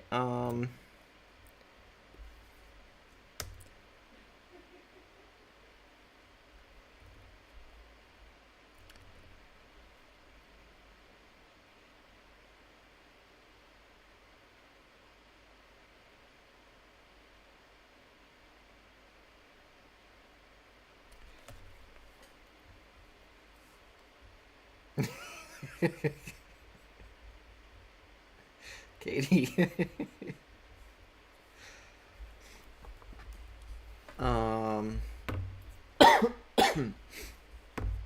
Trying to think how to communicate the next piece of action here. The volcano is going to erupt, but do I want an outside shot of that, or do I want a character reaction? I'll save the character reaction for the panel where they are looking outside the cave at the flow of volcanic material, because having more reactions than just that, I think, puts too much on the page. We don't have room for more than that. We gotta skip through unnecessary stuff. So the next thing is gonna be the volcano, an exterior view of the volcano.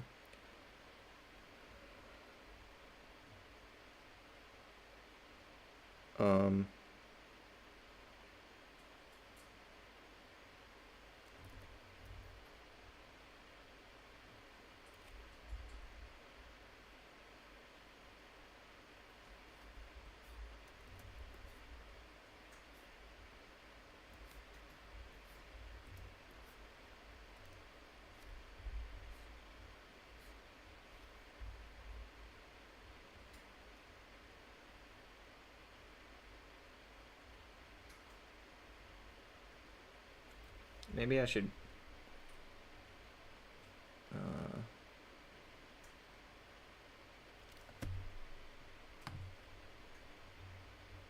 consult what page 1 looked like. So it should probably just be a similar shot to that. Does Windows have a... it does not. I was gonna see if it had a stay on top option in the windowing system. I can probably just shrink this window.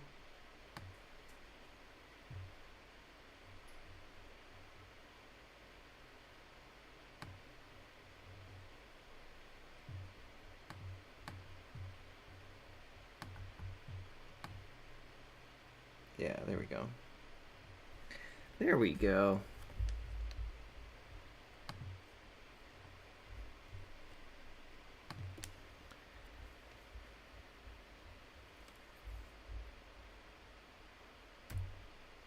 Jemima Chan says, maybe their backs in silhouette and small with the eruption going on in their line of sight. That's going to be the next panel after.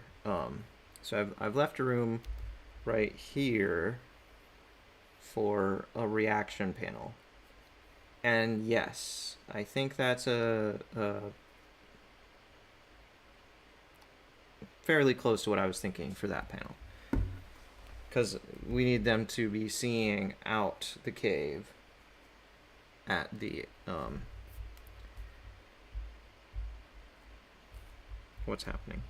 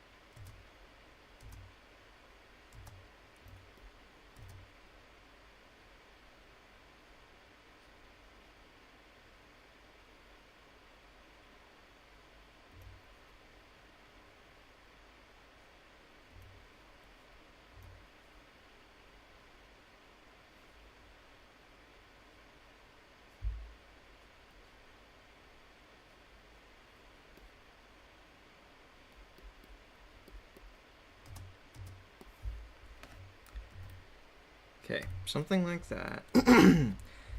And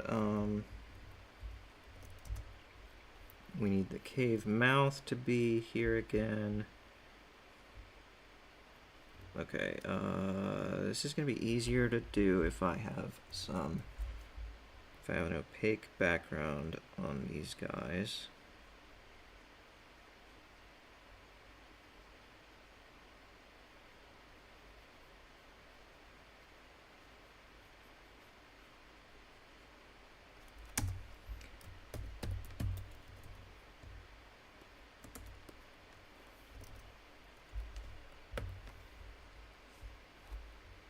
I can probably get rid of that.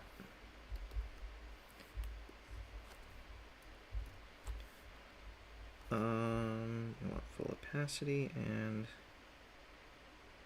something like that.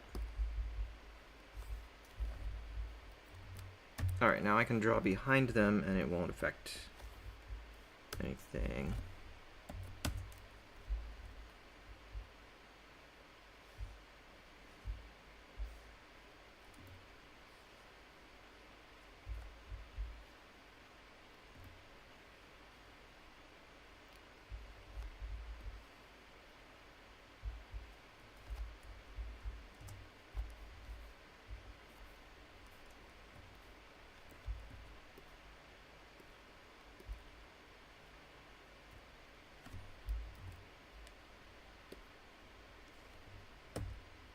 There, see?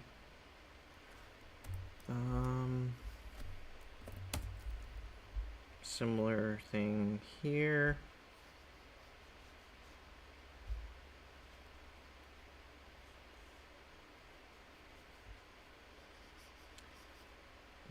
A mosquito buzzing me.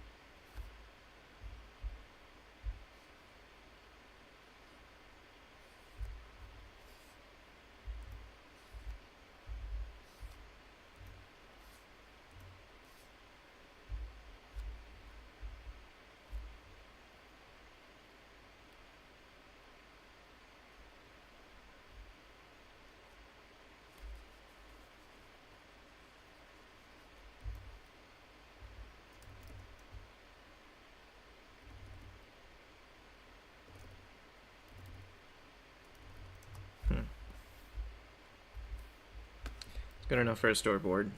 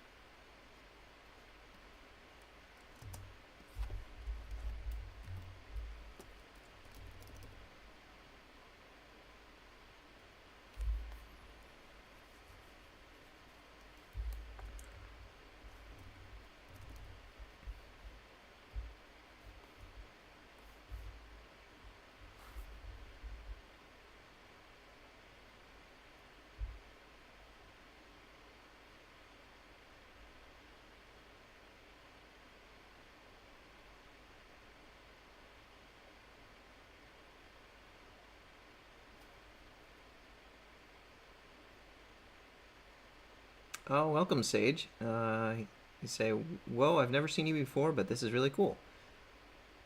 Thank you. Um, this is my first time doing anything like this, so maybe I'll do it more often.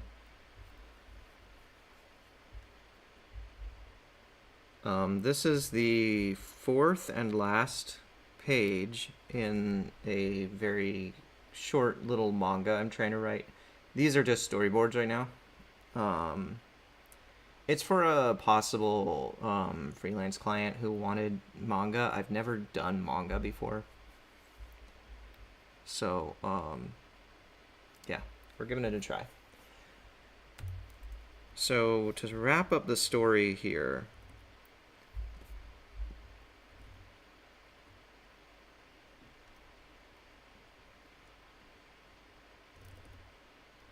we really just need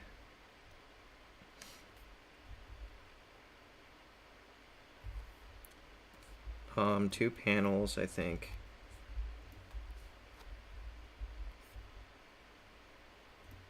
We'll try to make these rectangular. Yeah.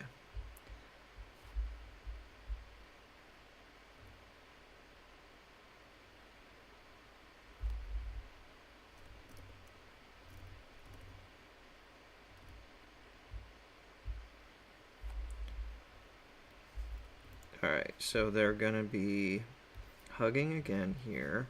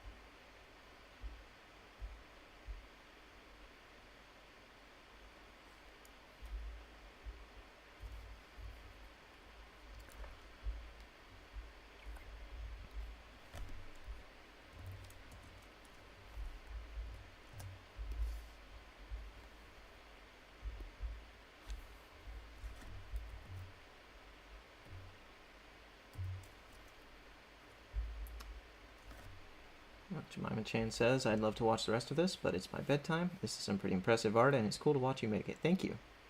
I appreciate those encouraging and kind words. Thank you.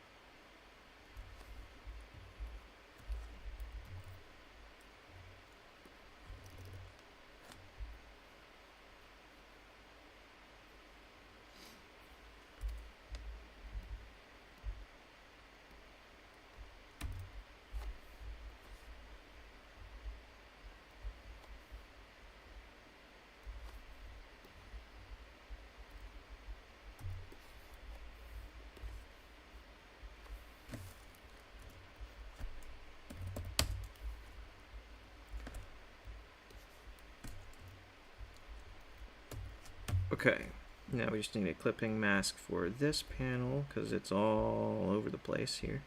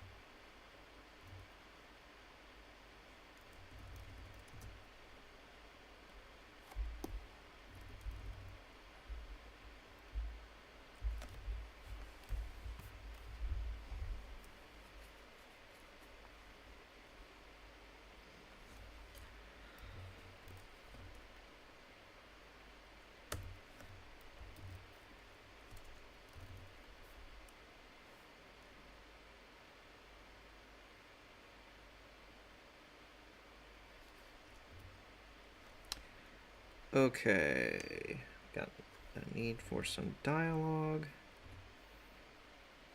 Report from page 1, because that's where I have the dialogue with no, the balloon, the word balloon with no tail. So it's just easiest to use this one.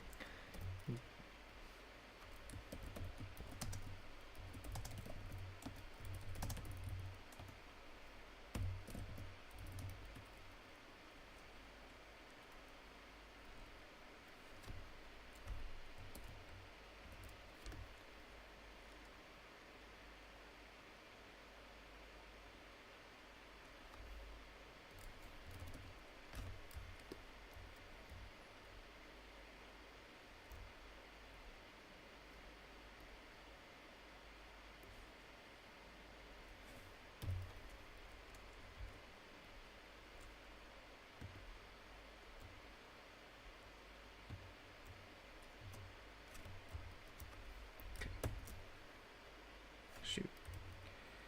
I need to duplicate this first.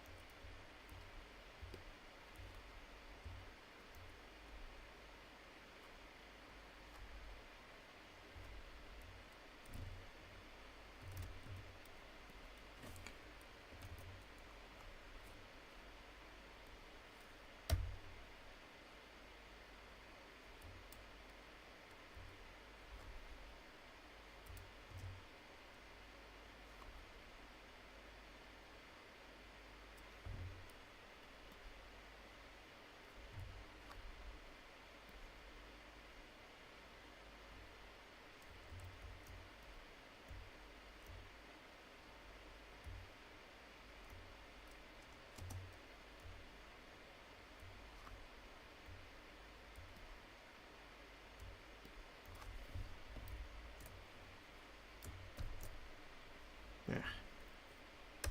I did that wrong. There we go.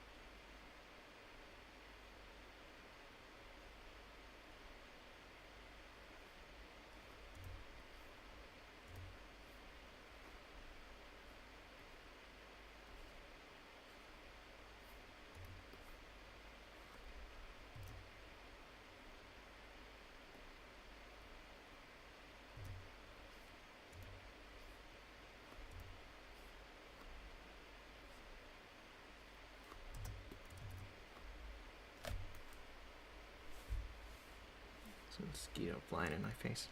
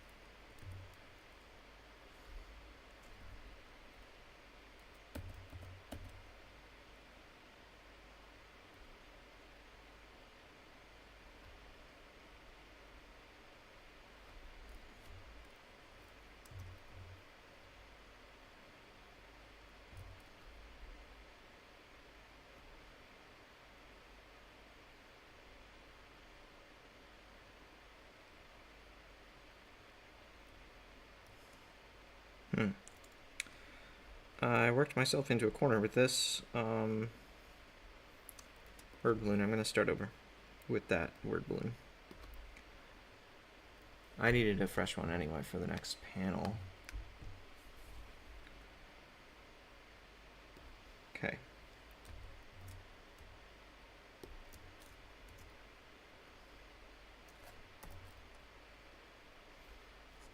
Hi, Ambrose. Sweet little kitty. Hello, Ambrose.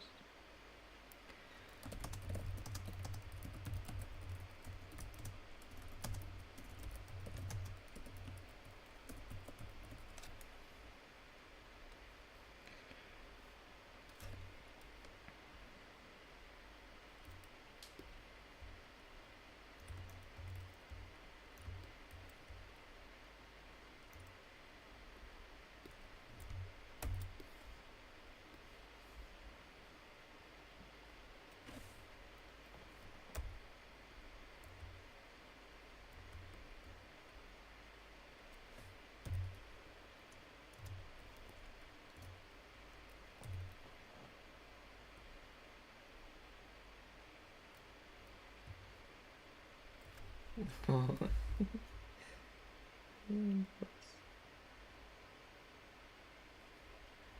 She came up on my lap. You're so wonderful, Ambrose. You're such a sweet little kitty.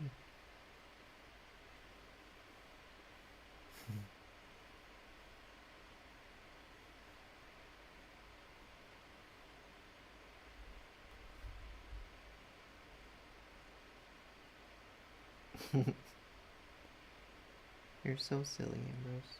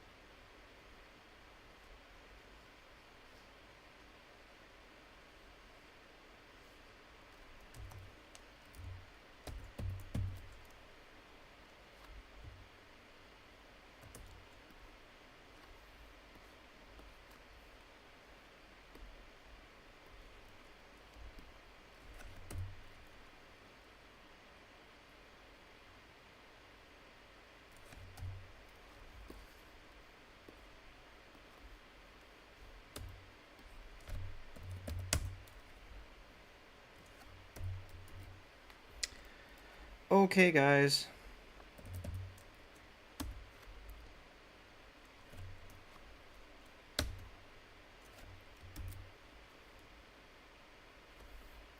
I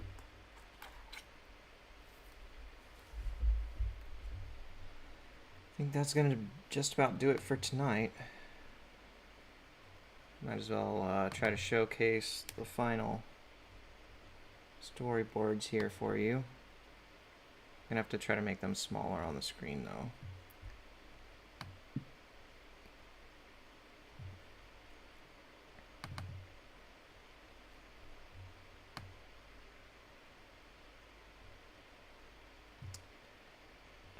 This isn't gonna work.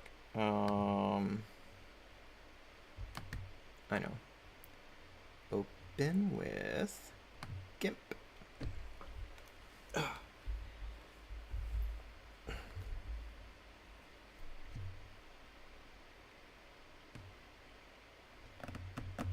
Come on, GIMP.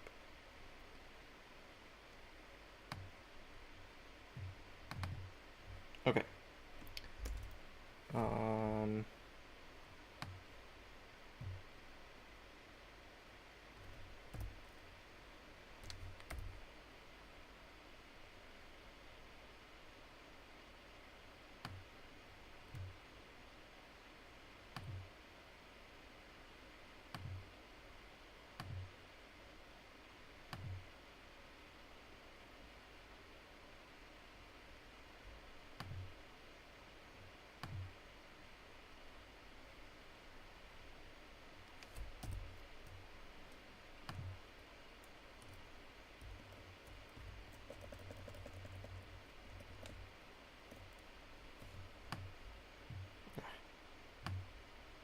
Whoa.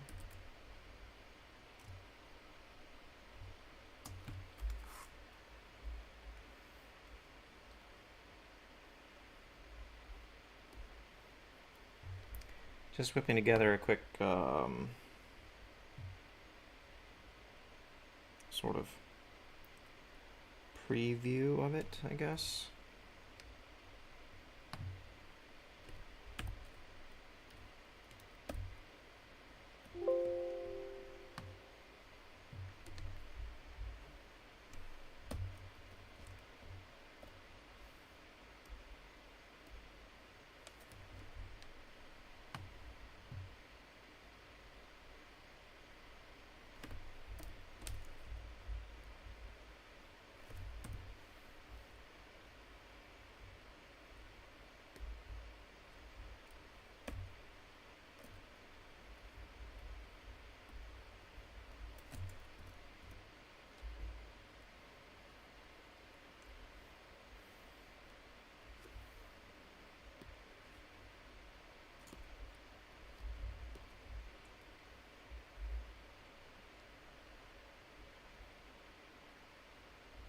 Where's my new layer?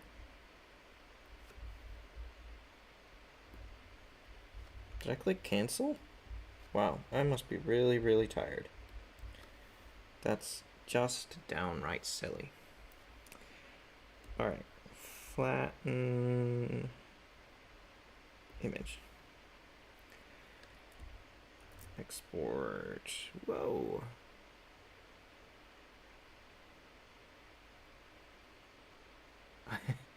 That is way off the screen. Okay.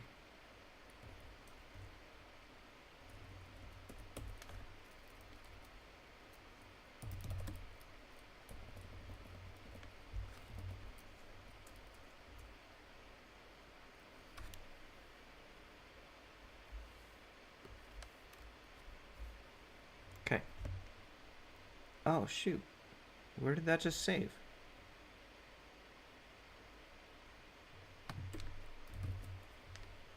GIMP, come back here. File.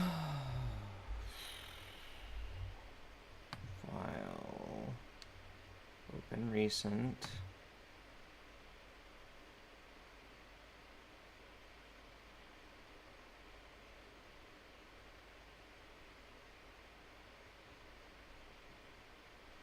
You have got to be kidding me. Did it save into an invalid location and it's just gone?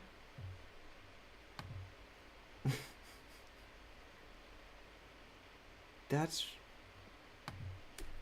so stupid.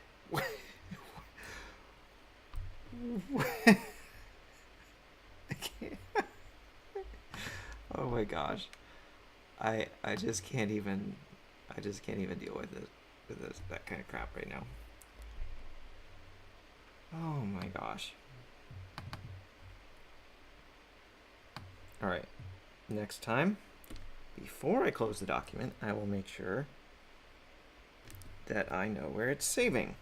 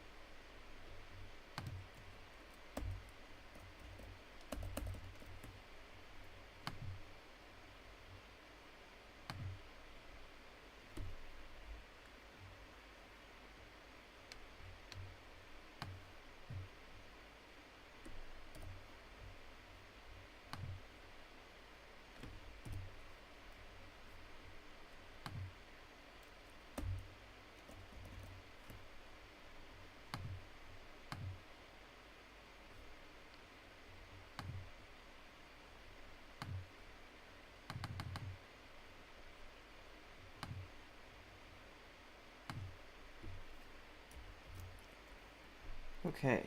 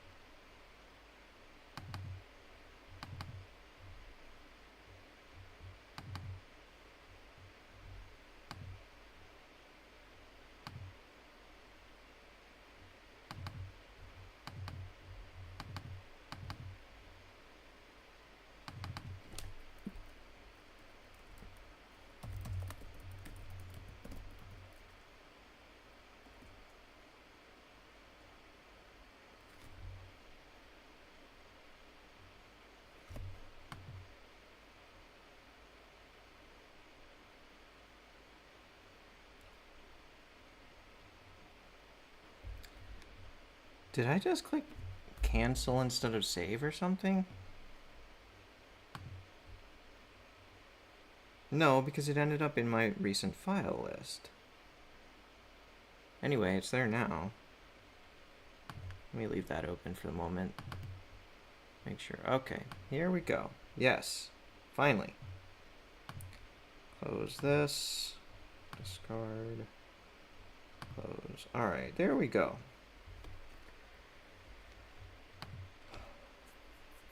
Ta-da! Lindsay Bow says all done. I am done with the storyboards. And I'm done with the stream. I'm gonna end the stream now. I probably won't work on this more tonight just because I'm so tired. You guys might remember I was saying I was tired after storyboarding page 1. Even more tired now. But there it is. I'm mirrored. There it is. Storyboards for a 4-page narrative. Too small, can't read it. Sorry. I mean, I pretty much know what it says. I can kind of scroll it around, I guess. Can you read it there?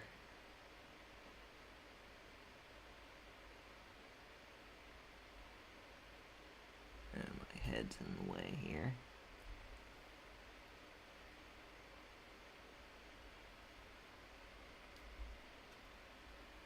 Is that better? I could make the panel bigger on OBS, but I mean, you guys saw what I was working on as I was working on it.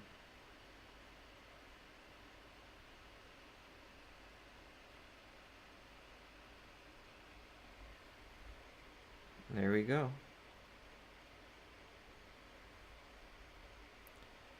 I could make myself smaller.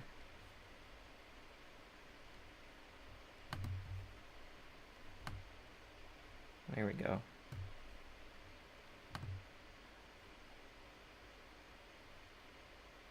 Lindsay Bo says I went full screen to see it. Thanks for the stream, Peter. Thank you so much for joining. It was really fun to have you guys here to hang out while I was doing this. Made it a little less dull.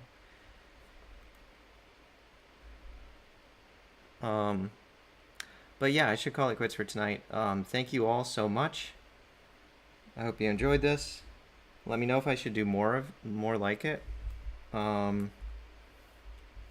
should have probably put a poll, like when I knew that the stream was ending soon. I could put a poll now, maybe, but start a poll. Should I do more artist hangouts like this?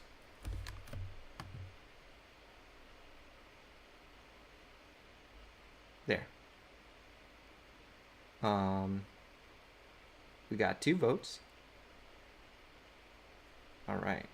That might be all the viewers that are left. Yeah, I think we got 3 viewers right now. All right. Well, thank you so much, guys. Maybe I will do this again. Not sure when or what it'll be. But yeah. I hope you all have a good night. And I will see you next time.